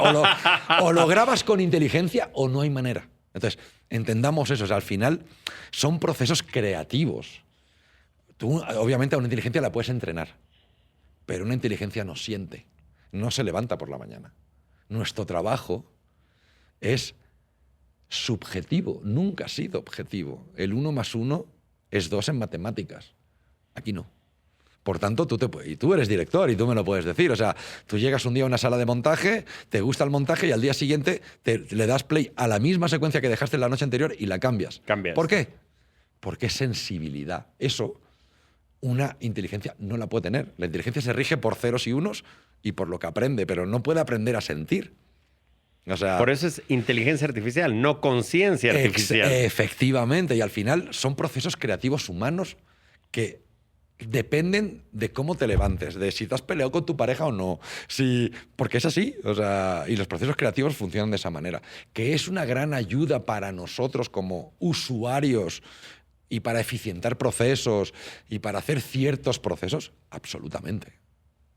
Eso es obvio, pero son para procesos mecánicos. Es como cuando llegó la industrialización. Hay ciertos procesos que ya no los hacían las personas, los hacían las máquinas, pero lo hacían más rápido o mejor. Esto es un poco lo mismo. Es como una reindustrialización del siglo XXI. Pero no va a cambiar. Yo creo que hay que saberla utilizar como un una herramienta. Exactamente. Considera una herramienta, no una solución. Así es. Entonces, eso yo creo que va a cambiar un poco la perspectiva. Obviamente, la inteligencia artificial enfocada a nuestro trabajo profesional con la inteligencia artificial para el resto del mundo, ¿no? Para el ciudadano de a pie. Son dos conceptos completamente diferentes. Pero si a mí me preguntas si me va a quitar el trabajo, absolutamente, rotundamente, no. Claro que sí. A mí justo eso, me gusta decirlo, que la inteligencia artificial es una herramienta. Absolutamente. Y es una herramienta muy poderosa. Muy útil. Muy poderosa. Muy útil. Y me gusta hablar de este tema, y justo contigo, que además pues vienes de todo este mundo de innovación, de IT, de tecnología, lo vives y lo trabajas todos los días de tu vida. Bueno, la inteligencia artificial es una herramienta, Pablo. Y es una herramienta tan poderosa, muchos dicen, pues desde que se partió el átomo, yo me voy hasta más atrás. Sí. Yo creo que la llegada de la inteligencia artificial fue el mismo salto de cuando se descubrió el fuego. Casi. A ese nivel, tienes ya, sin irte tan lejos, tiendas que ya te cobran automáticamente. Sí, se autoabastecen. No hay colaboradores. Correcto. Ya no tienen colaboradores. Correcto. Tienes coches en Waymo, la empresa, pues te lleva a cualquier lado con un sistema muy parecido a Uber, sin choferes. Tienes deliveries. Acabamos de estar en Nueva York, donde ya ves los cochecitos que parecen Wall-E. Sí, en Miami los hay con también. Sus ojitos, sí. que además están hasta ternuras, se esperan al graciosos. Semáforo. Sí, cruzan. Van, y pues ya es un delivery. Uber Eats, Didi Eats, lo que sea. ¡Chao! ¡Chao! O sea, si tu trabajo era hacer pip, pip, pip, no, la inteligencia artificial no te va a quitar tu trabajo. Ya te lo quitó. Sí, ya es un hecho. Para trabajos repetitivos y mecánicos, sí. Ya es un hecho. Entonces, esa es una realidad. Sí, ese es algo que por mucho que tú digas... Y te tienes que adaptar. Te tienes que adaptar. No te queda de otra. A eso voy. Estamos en ese momento donde nos cuesta muchísimo adaptarnos. Claro. El cambio nos da miedo. Y hay que hablar siempre de quién es el que maneja la narrativa. Tú, y parecería como el gran cliché del español, te gusta fumar. Sí. Y eres fumador. Correcto. Te podría preguntar por qué fumas, si fumas por un tema de adicción, si fumas te lo puedo contestar. No, pero quiero que lleguemos a un tema. Okay. Estamos en un momento donde ahora mismo tener un vape es un crimen. Sí, es como matar a alguien. No. O sea, tú tienes ahora mismo un vape en un aeropuerto, en un lugar público. Hay multas y sanciones de cárcel, Pablo. Es absurdo. Se nos está yendo de las manos esto. Sí. La historia nos enseñó que cada vez que tú prohíbes algo, más se consume. Más se consume. Lo hemos tenido con la ley seca, Elliot Ness, Al Capone, las drogas. Siempre ha sucedido. Tenemos una serie de restricciones en la actualidad. Este episodio va a salir en 2026, porque estamos a 2 semanas de que acabe 2025. Correcto. Y como mi idea siempre ha sido crear este documental, para que lo veamos en unos 10 años y digamos, por Dios, qué pendejos estábamos. Sí. Del mismo modo que hace unos años se fumaba en los hospitales. En los aviones. En los cines. Totalmente. En todos lados. En todos los lados. Alguien dijo, esto no está bien, vamos a prohibirlo. Ahora estamos viviendo un momento donde yo espero que dentro de 10, 20 años, digamos, de verdad la gente pasaba 9 horas pendejeando en TikTok. Sí. De verdad la gente pasaba 8 horas haciendo así a su teléfono.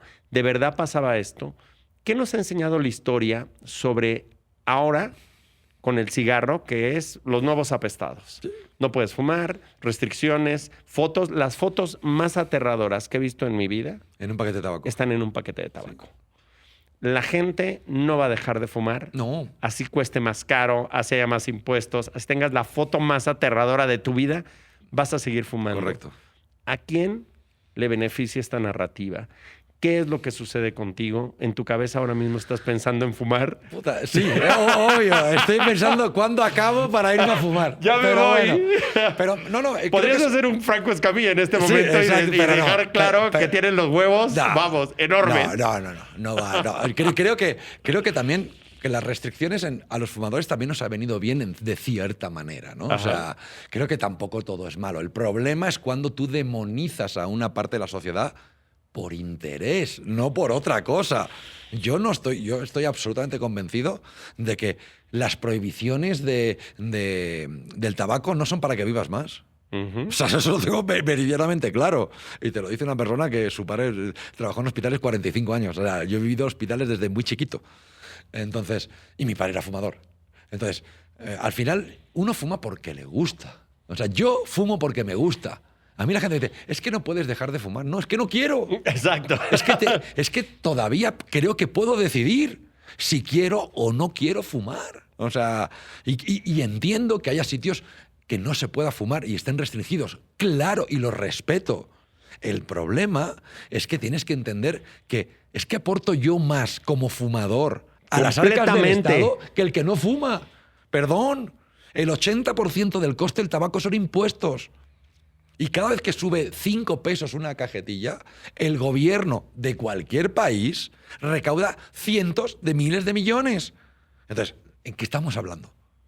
O sea, ¿por qué condenas al fumador y no condenas al alcohólico? ¿El alcohólico es una enfermedad? No, Pregunto. no condenas el azúcar, que es la principal que muerte. es la mayor droga del mundo. La el mayor azúcar. droga del mundo, el azúcar, ¿dónde están los procesados? ¿Dónde está toda la industria refresquera?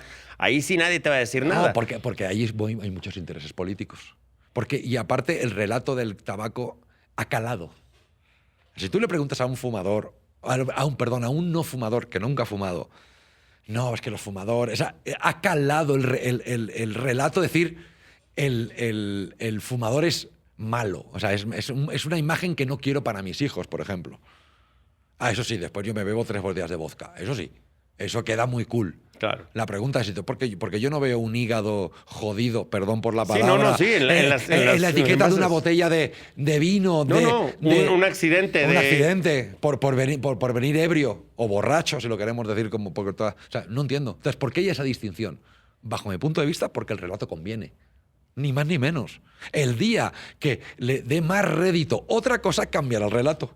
Porque esto es economía. Punto. No hay más. Es dinero, desgraciadamente. Y el que fuma sabe que no es bueno. Porque yo lo sé, soy consciente, soy adulto. O sea, es decir, a mí se me dice, ¿fumar es bueno? No.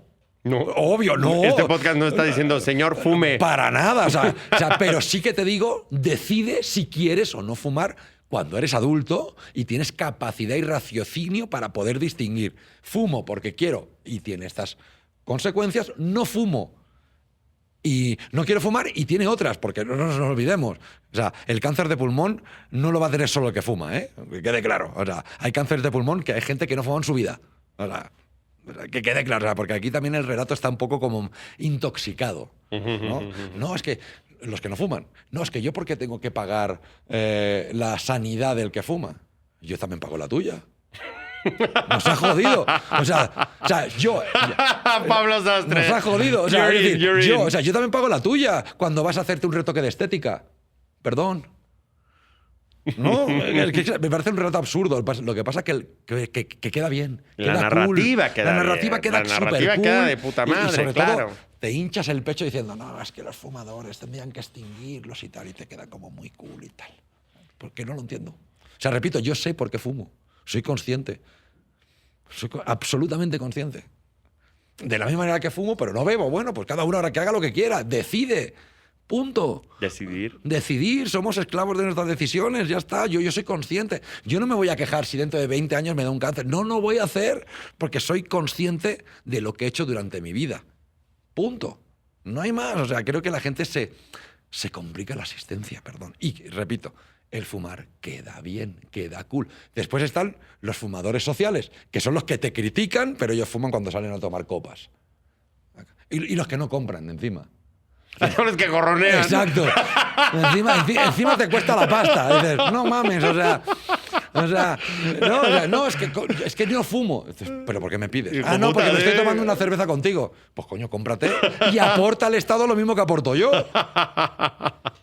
Nos ha jodido. O sea, lo digo yo, son fumadores. O sea, tú no has dejado de fumar, has dejado de comprar, que es diferente. Exacto. Que es Fumas distinto. menos, cabrón. Exacto, porque fumas del mío, que está bien, no pasa nada. Pero un poco es eso, yo creo que el relato el contaminado ha calado y queda bien. Y al final, esto es como el azúcar, o sea, pero ha habido en la historia, o sea, primero ha sido el A, después el B, después el C, pero porque conviene, porque detrás de todo esto, ¿qué hay? Lobbies e intereses políticos.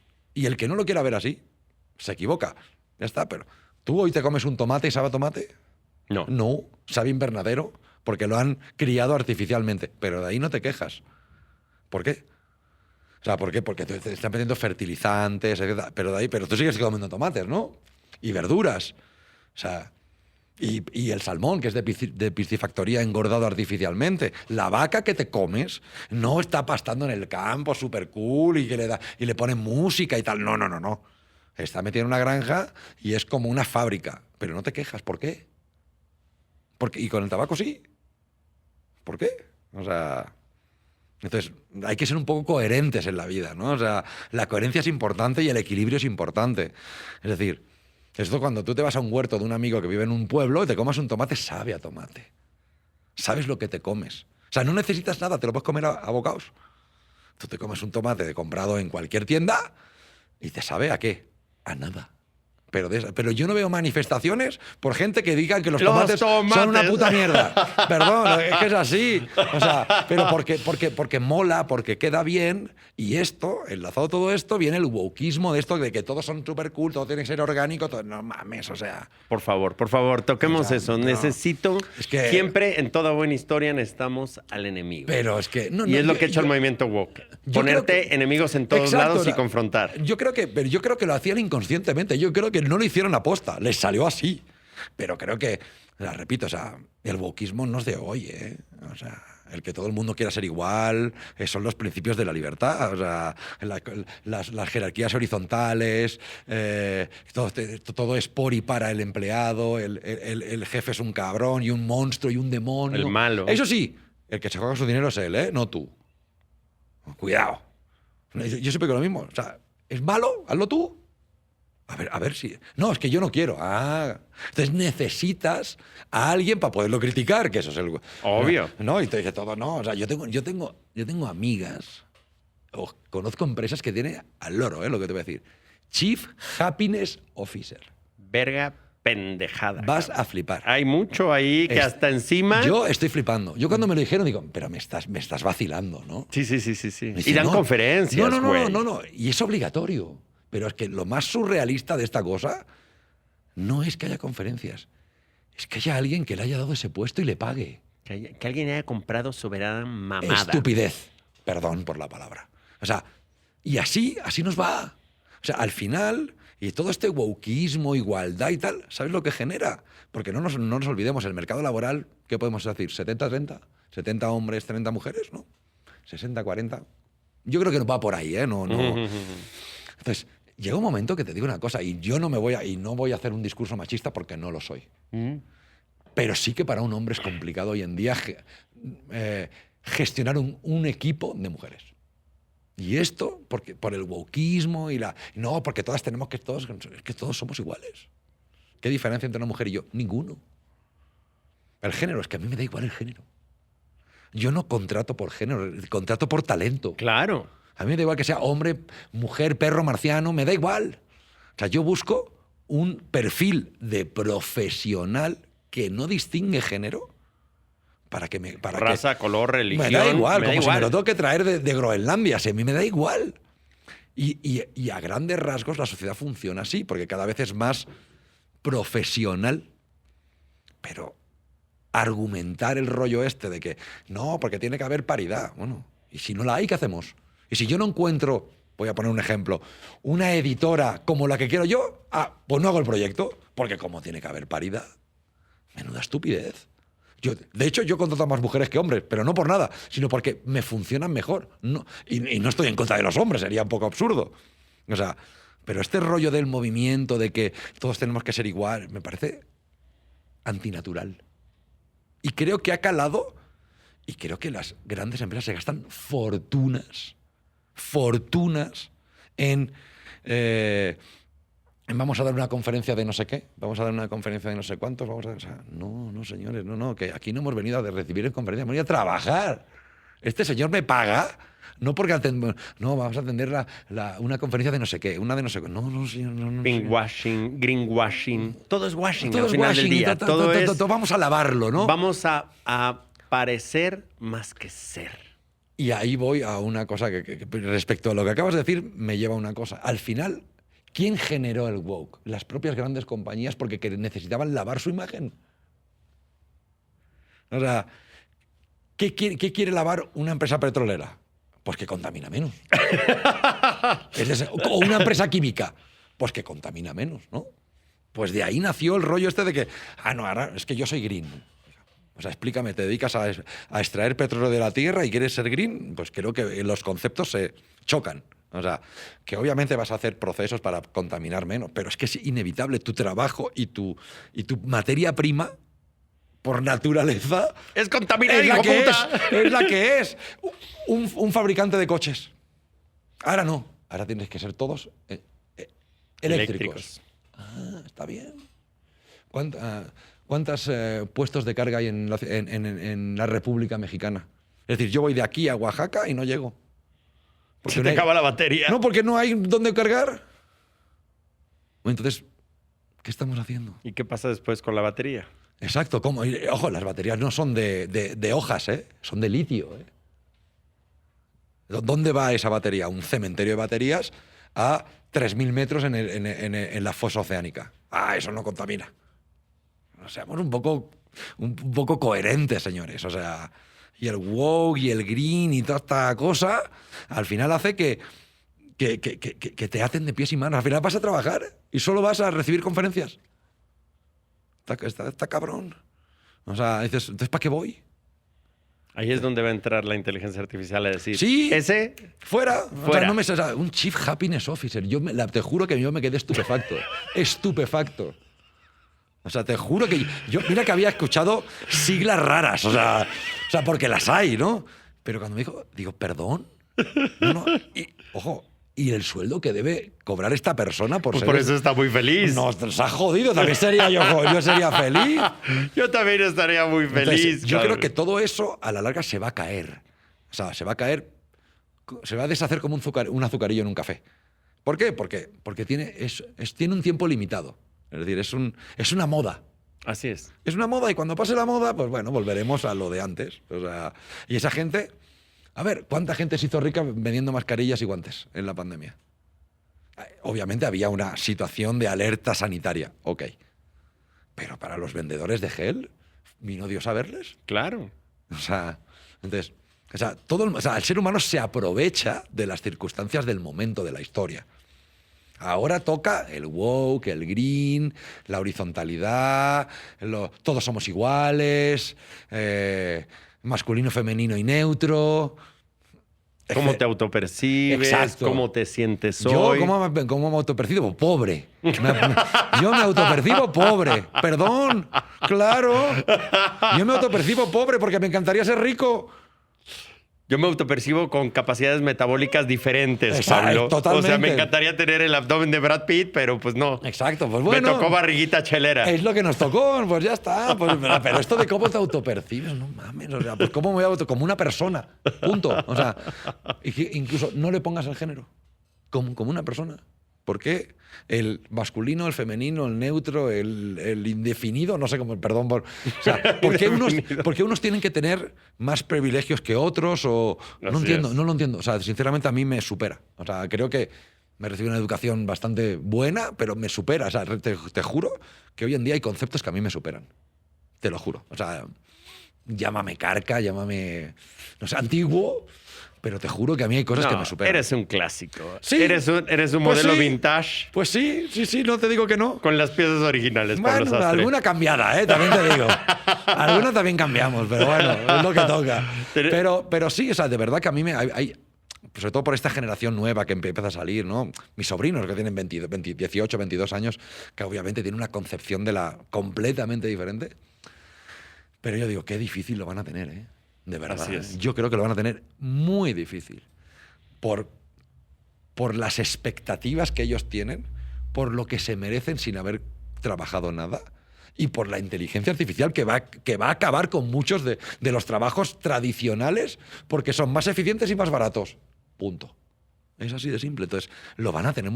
Yo creo que lo van a tener más complicado que tú y que yo. Sin duda alguna. Absolutamente. Y justo hablando de esto, porque ese es un tema que tenía muy preparado. Y aunque no lo creas, estamos ya en la recta final. Es increíble. De salida. Sí, estamos en la parte de aterrizaje, a donde nuestro director nos está diciendo, ya preparen sus cinturones, estamos pasando la línea. El capitán ya... El capitán está diciendo así de preparen, estamos próximos al aterrizaje. Sí, no, ya es este momento. Y acabas de tocar un tema bien importante, tus sobrinos, que yo lo sé, Sí. pues, no es ningún secreto No. que somos amigos Obvio. y que nos conocemos. Y hemos compartido mucho y espero compartir mucho más. Y compartiremos más. Justo estas edades, que son prácticamente las edades de mis hijos. Sí, prácticamente. O sea, sí, yo además sostengo esta tesis. Un niño español con un niño mexicano, con un niño colombiano y un niño chino, pues tienen los mismos miedos, tienen las mismas son necesidades, las mismas inseguridades. Son niños. Es un tema universal. Creo que sí. Y generacional. Siempre tenemos este tema, y creo que también es universal, no solamente es español, no solamente es latino, mexicano, de la descendencia, del apellido, del momento... te cambió la cara. Sí, del momento... me parece interesante. Del momento en este proceso de hombre, el tener un hijo. Uf. Que ahora, y lo sabemos también muy bien, pues lo tenemos ya con los perrijos. Sí, correcto. Los hemos sustituido, yo entre ellos. Entonces, tú eres de los que tienen perrijos. Yo sí. Y que un poco para redondear y para cerrar esta idea original, ¿no? De la vida como esta película que puedes editar, que puedes cortar, que puedes cambiarle el color. Y en eso eres un experto, ¿no? Pero a mí me gusta decirlo, la vida real pues no es una sala de corrección de color. Ojalá lo fuera. No, el día está lluvioso y no puedo decir, a ver, cámbiale y pon un sol chingoncísimo. Pues no puedes cambiarlo, ya no puedes rebobinar esa historia. No. ¿Cuál es ese hueco, si es que lo hay, donde de repente dices, ¿dónde hubiera quedado ese niño, esa niña? Ese pequeño sastre que en tu imaginación. Un amigo mío que ya falleció en pandemia, él fue mi mentor, Juan Eladio Ríos Ortega. Él en algún momento me dijo, yo le preguntaba, le digo, Eladio, ¿y tú nunca has pensado tener hijos? Y él me dijo, no, Moret, mi hijo es perfecto, está en mi imaginación. Jamás me va a defraudar, jamás va a estar borracho, nunca me va a contestar, nunca. Está aquí y es un hijo perfecto. Yo no estaba de acuerdo con Eladio. Yo no, 100%, no. Yo prefiero tener 2 hijos reales con sus problemas, inseguridades y todo. Por eso son reales. Por eso son reales. Por eso no están en mi imaginación. Correcto. ¿Qué sucede con ese hueco paterno? ¿Está, no está? Yo creo que siempre ha estado. O sea, y esto es una conversación que yo tuve con mi padre hace muchos años, ¿no? O sea, el apellido, tú lo acabas de decir ahora, ¿no? Volvimos O sea, al momento un del poco papá. a enganchar un poco ese para cerrarlo, ¿no? O sea, el apellido tan importante, ¿no? Mi hermana tiene hijos, por tanto yo tengo sobrinos, ¿no? Pero mi padre murió. Yo creo que ya sabía que no iba a tener nietos por mi parte. Eso es una creencia que él tuvo, porque durante muchos años él no me lo reclamó, porque no era de ese tipo de persona, pero sí que te lo dejaba caer, ¿no? El apellido, ¿no? Varón y apellido. Claro. O sea, varón, o sea, todavía mi padre nació en el 46, o sea, todavía está educado, o sea, no es de 1700, pero sí que, quieras que no, el varón siempre era importante, ¿no? O sea, y vivió un franquismo, Correcto, ya o sea, la parte final de la guerra civil, exacto. o sea, vivió cosas chungas. Sí, o sea, por tanto, pues es para él, o sea, no era tan importante como para mi abuelo, obviamente, porque era otra generación, pero sí que era importante, ¿no? Yo le dije, papá, o sea, ¿y no vas a tener hijos? Dije, pues no lo sé, sinceramente, no te podría contestar ahora. Murió sin conocer la respuesta. Pero yo creo que igual lo que voy a decir es un poco polémico, pero creo que no Es lo que quiero. Pero es que no todo el mundo está capacitado para ser padre. Perdón. Como no mucha gente está capacitado para ser astronauta. Entonces creo que la paternidad, y no lo soy, o sea, hablo desde este lado, creo que no todo el mundo tiene la capacidad ni los recursos. No todo el mundo debería ser padre. Exacto, no todo el mundo debería ser padre. Entonces yo creo que, aunque suene muy mamón, pero creo que tú tienes que garantizar cierto mínimo a tus hijos. O sea, tú no puedes tener hijos como conejos, perdón. O sea, porque es que ¿cómo los vas a mantener? ¿Qué te aporta tener 3 hijos si solo puedes mantener a uno? O sea, ¿qué te aporta? O sea, mi pregunta es, o sea, si ya uno es complicado, porque tú que eres padre y tienes 2, lo sabes. O sea, y que gastan los hijos de puta como si fueran 20. No mames, te comen por un pie. O sea, te cuesta más que una... Es como yo siempre he dicho lo mismo. Mi padre me decía, un hijo es como una hipoteca a 35 años. Puta, no, ha sido a más. Con las generaciones de ahora todavía es a más, porque se van más... Oye, se van más mayores todavía de casa. Claro, y hay una expresión española que conoces muy bien y que a mí me encanta, la de es más caro que tener un hijo tonto. Sí. Yo corrijo, es más caro que tener un hijo listo. Totalmente. Porque el listo me ha salido carísimo. Totalmente. Y por eso creo que los padres lo deberían pensar mucho. Antes de... Porque creo que el mantra un poco es que mis hijos, o sea, espero que vivan mejor de lo que yo viví, ¿no? O sea, claro. Un poco es la superación, es lo que tú quieres. No quieres que tus hijos vivan peor de lo que tú viviste, tu infancia, porque si no... Entonces, ¿cuál sería el sentido? Efectivamente. O sea, porque todo eso solo tiene un sentido evolutivo, ¿no? O sea, bueno, él se queda, yo me voy, y así consecutivamente, pero creo que es algo más, ¿no? O sea, entonces, por eso digo, o sea, creo que esa disyuntiva, yo todavía estoy en ello, ¿no? Es decir, bueno, ¿qué hago, no? O sea, porque obviamente yo nunca me cerré a no tener hijos, simplemente, pues, no se dio. O sea, también obviamente tenía una vida complicada. Y no es excusa, que quede claro. No hay victimismo. No. Soy consciente. O sea, uno de mis precios también ha sido ese. Ahí quería llegar. Claro, obvio, pero yo soy consciente. Y parte de ese desarrollo profesional llevaba implícito ciertas renuncias que tenías que hacer. Es que no vas a siempre un win-win, eso no existe. Entonces, y dije, bueno, pues sí, pues de momento lo sacrifico, no sé si habrá sido demasiado tarde. Pero esto nunca lo sabes, ¿no? O sea, nunca es demasiado tarde. Yo creo que nunca es demasiado tarde, pero bueno, también tienes que estar con la persona correcta. Eso también es importante. Es muy importante. Yo creo que las personas también, o sea, lo ves, ¿no? Tienes un feeling especial, ¿no? Pero sobre todo en ese sentido, no como pareja, ¿no? Sino en el sentido más de construcción de familia con hijos, ¿no? O sea, hay parejas que deciden no tener hijos y es absolutamente legítimo. ¿eh? Muy bien. Te lo digo yo, que tengo el podcast de paternidad. Y me parece una decisión súper legítima y súper respetable. Hablando de mí, pues un poco es eso. Ha sido un poco el precio que he pagado, pero consciente. Es decir, no es inconsciente. No digo, mira, ¿sabes qué? No, o sea, no llegaron porque pues no... No, o sea, y no puedo poner la excusa, no, es que como viajaba mucho, no, es porque a mí me hacía la vida más fácil, perdón. O sea, es así. Una realidad. Y eso es una realidad, y me podrán llamar egoísta, y lo respeto. Pero para mí, mi vida, por como se construyó durante tantos años viajando, pues era más fácil. O sea, llevar una criatura a cuestas, hacer 10 mudanzas, 5 incorporaciones, no es fácil. No es fácil y no es barato, perdón, porque no nos engañemos. Un hijo cuesta mucho de todo. O sea, dinero, paciencia, tiempo. En una sociedad que vivimos a 200 por hora, en una sociedad que hoy en día a los hijos los educa Instagram, yo no quisiera, igual después soy el peor padre del mundo, nunca lo sé, pero yo creo que los padres también tienen esa responsabilidad, ¿no? De educar. ¿No? Es parte de su... Si no, ¿para qué los tienes? Porque sacarte de pobre no te van a sacar. No, eso lo dudo, ¿eh? Entonces, 1 de cada 100.000 millones, ¿no? O sea, entonces creo que también esa responsabilidad la tienes que asumir y tienes que darte el espacio a ti y a tu tiempo y a tu vida para poder dedicarla a eso. Si no, ¿Cuántos hijos los cría las nanis? Así es. ¿Cuántos? O los abuelos.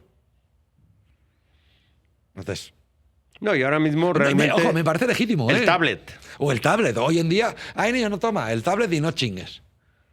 O sea, claro, después, claro, llega a la escuela y le mete 3 gritos al profesor. Normal. Porque en su casa no lo ha visto. O sea, si no lo ves en tu casa, ¿por qué lo...? O sea, si no tienes límites en tu casa, ¿por qué no los vas a tener fuera? Así es. Y hoy en día, y tú lo sabes, y yo lo sé, o sea, y yo he sido profesor, o sea, hoy en día te viene un padre y escóndete, ¿eh? O sea, yo me acuerdo que mi padre, o sea, cuando le decían que mañana venga tu padre, no mames, o sea, yo iba cagao. Porque me decía mi padre, da igual lo que me cuentes. Ya, yo ya estaba ahí. O sea, es difícil que te crea. Difícil, no, prácticamente imposible. O sea... Ahora es al revés. Ahora, ahora tienes que pedir perdón.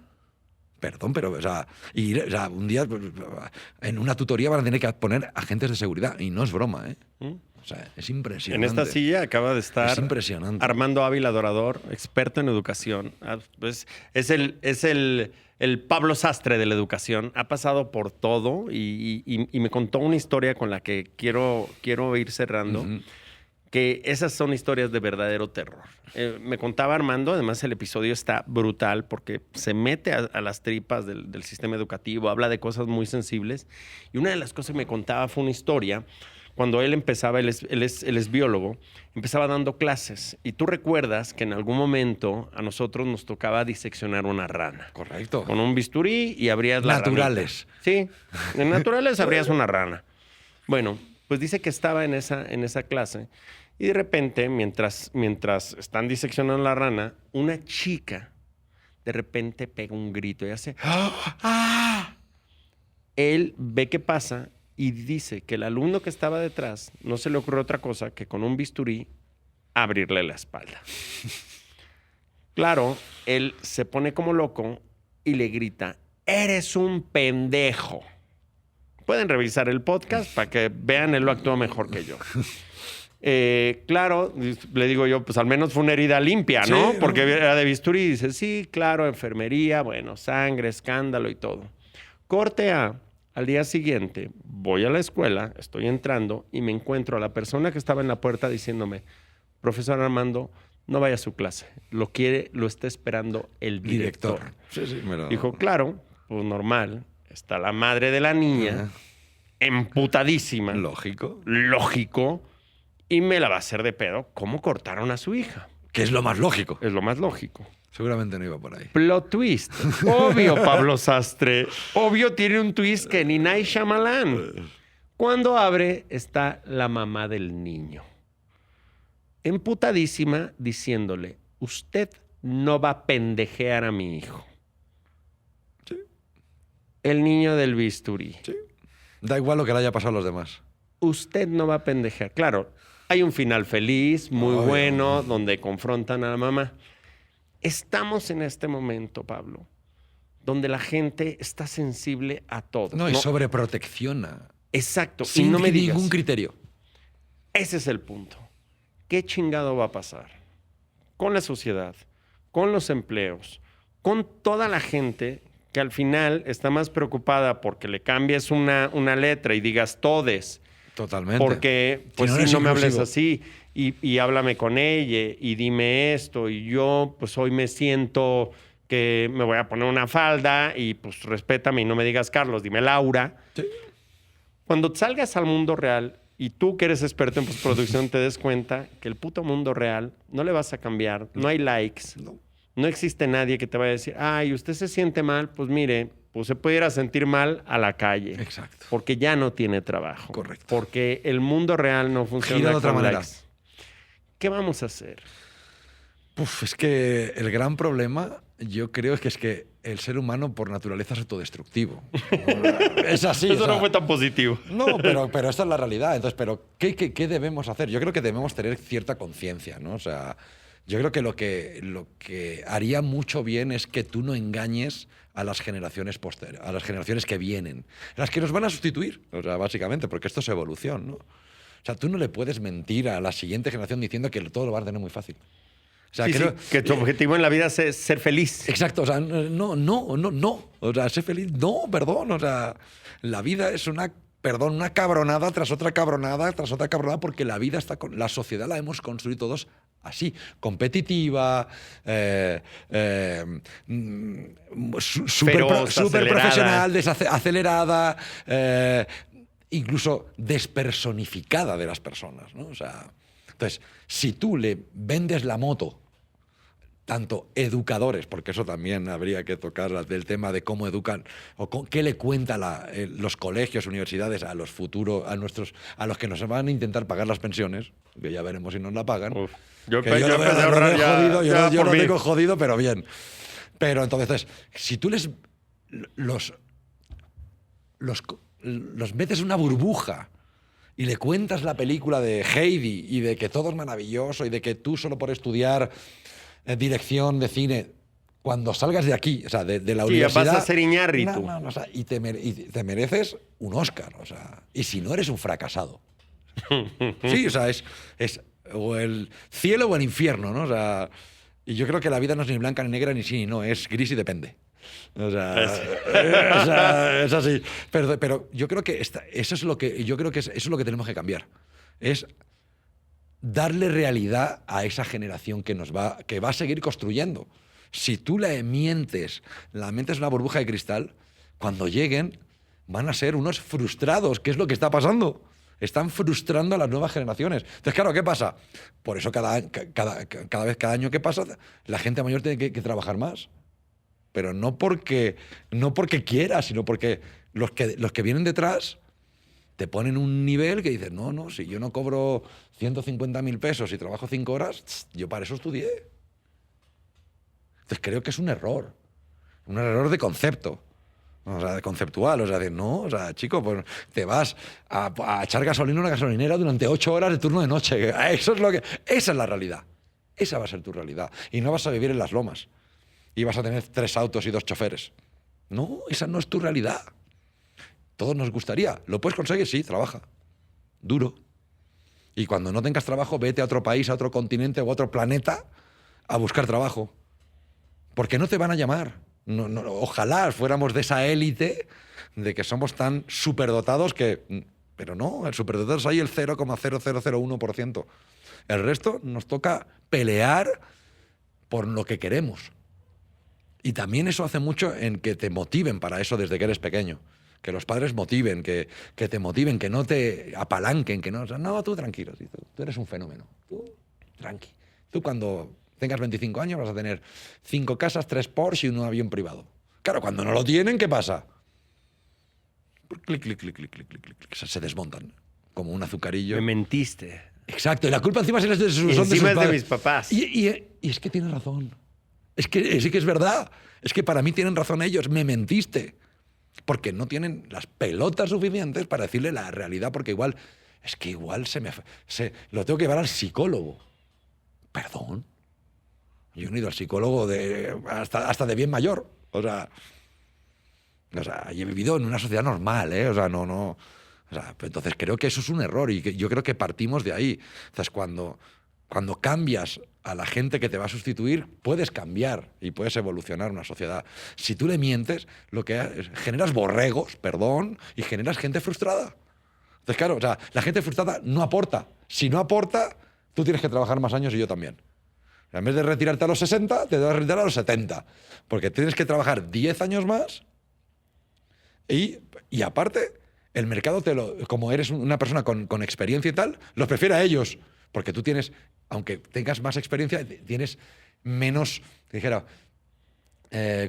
menos exigencias, porque sabes lo como es. El otro, no, yo quiero esto. No, pero esto no es un trabajo, esto es surrealista, esto no existe. Tú sabes, tú llevas 40 años trabajando, sabes lo que hay y lo que no hay, pero te obligan a ti a trabajar 10 años más. Porque ellos están frustrados en el diván del psicólogo, pagado por sus padres, obviamente, diciendo de que es que la sociedad no me entiende. Es que la vida me debe algo. Es que la vida es difícil. Sí, fíjate. Y dices, ¿y para los demás? No, los demás vale madre. Sí, yo. No, claro. El prota de la peli soy yo. Sí, pero cuando vas al Burger King sí tienes algo que te sirva, ¿no? O sea, alguien hace la hamburguesa, alguien te la empaca, alguien te la sirve y te sirve la bebida. ¿Eso no cuentan? ¿Eso lo cuentas tú? Hemos creado una sociedad muy individualista, muy egoísta. Pero bueno, es parte de lo que hemos construido entre todos, ¿eh? O sea, no, la culpa no es de unos, es de todos. Pero bueno, es lo que nos toca. Lo bueno es que no creo que lo veamos de muchos años. A ver, es una cuestión evolutiva, ¿no? O sea, ojalá, pero es la realidad, ¿no? Al final, esto es como los trabajos. O sea, si no encuentras trabajo en tu país, en tu ciudad, vete a otra. En tu país, o sea, y este negocio en el que tú y yo estamos, lo sabemos, tú lo sabes porque te ha pasado un poco lo mismo que a mí. Cuando no hemos encontrado el trabajo donde queríamos encontrarlo, lo hemos buscado en otro sitio. Lo hemos buscado en otro lado. Yo siempre digo a la gente, es que no hay trabajo. ¿Cómo que no hay trabajo? No hay. O sea, bueno, no hay dónde. O de lo que tú quieres. ¿O con qué condiciones? Claro. Digo, porque yo, si quieres ir achascando los dedos, te encuentro 100 trabajos. En Europa, en Asia, en Latinoamérica. Ah, no, pero eso está muy lejos. Ah, es que tú lo quieres todo. Entonces realmente no te gusta tu trabajo. Cuando realmente eres un apasionado, tú lo eres, yo lo soy, te vas a donde sea. Eso es la diferencia. Tú eres un gran profesional, yo me considero un buen profesional. ¿Por qué? Pero no porque sea mejor que otros, sino porque he luchado por lo que he querido. ¿Cuánta gente que conoces ha quedado en el camino? Muchísimo. Yo conozco a muchísimos amigos que a los 3 años lo dejaron porque estaban hasta el pito, perdón, de que no me sale. Pero es que no hacían nada, pero no se movían del barrio, ¿eh? Eso sí. Entonces, creo que si tienes un sueño, persíguelo. Hasta donde te lleve. Da igual. Ah, eso sí, no es barato. Algún precio vas a pagar. Eso es un hecho. O sea, pero ¿conseguirlo se puede? Claro que se puede. Tú eres un ejemplo de ello. Yo, en cierta manera, también.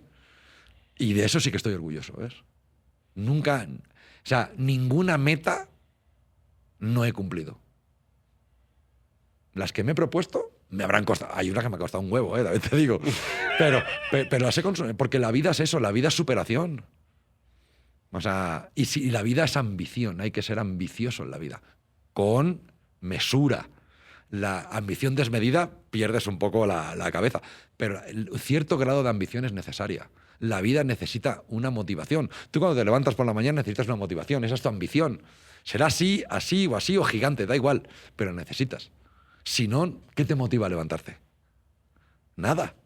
O sea, necesitas eso, motivarte. Y no le eches, no, es que necesito que los demás me motiven. No, te tienes que motivar tú. O sea, pues entonces cuando los demás ganan dinero dirás que te compartan contigo. No, ni tú lo querrás compartir con los demás porque es tuyo. Pues esto es lo mismo. O sea, tienes un sueño, persíguelo. Porque es posible. No es fácil, no. ¿Las vas a pasar más putas que el copón? Perdón, también. Porque es complicado, la vida es complicada y tú lo sabes. Y te has pasado por unas muy cabronas y yo también. Pero por eso te digo, o sea, al final no hay nada imposible. Si te lo propones, no hay nada imposible. Nada. Pequeño, mediano o grande. Da igual. El ser humano es capaz de hacerlo. Y no necesitas ser muy inteligente, ¿eh? Es una cuestión de perseverancia, constancia y actitud. Y saber en qué momento tienes que renunciar claro, para otra cosa. Totalmente. Es decir, o sea, y llegará un momento que el camino se dividirá en dos y te tocará elegir A o B. Es lo que hay. O sea, al final, y repito, te va a pasar, le va a pasar a todo el mundo. En la vida todo son decisiones, o sea, al final. Pero creo que por lo menos tómala tú. No permitas que nadie tome decisiones en tu vida. Tómalas tú. Creo que ese es el gran cierre que estaba esperando. Pablo Sastre, si algo me quedo de esta experiencia y de esta gran conversación, pues que la vida, tú eres al final del día no solamente el postproductor. Eso es lo de menos. Eres el guionista, eres el director y sobre todo eres el protagonista. Yo creo que la gente debe ser protagonista de su vida. Protagonista y esclavo de tus decisiones. Desgraciadamente es así. Querido Pero qué Pablo. bonito, o sea, porque decidir es vivir. Es así. Si no decides, no vives. Y no vivas la película de alguien más. Exacto. Vive la tuya propia, que es demasiado bonita para que la vivan los demás por ti. Qué grande. Querido Pablo Sastre, muchísimas gracias. Carlos, por un estar en placer, el podcast. hermano. La verdad que ha sido un auténtico placer. Estoy súper agradecido, de verdad, por esta conversación que ha sido maravillosa y ojalá ojalá pues podamos repetirla en algún momento. Yo estoy Igual será al seguro que revés, fíjate. Yo creo que Me sería encantaría. bueno, ¿ves? La próxima o en un futuro cercano lo haremos al revés. Yo encantadísimo. ¿Te parece? Lo que tú me pidas. Estupendo. Querido Pablo, muchísimas gracias. Gracias a ti. Y qué buen momento en este podcast. Un placer, muchas gracias. Gracias. Gracias a ti.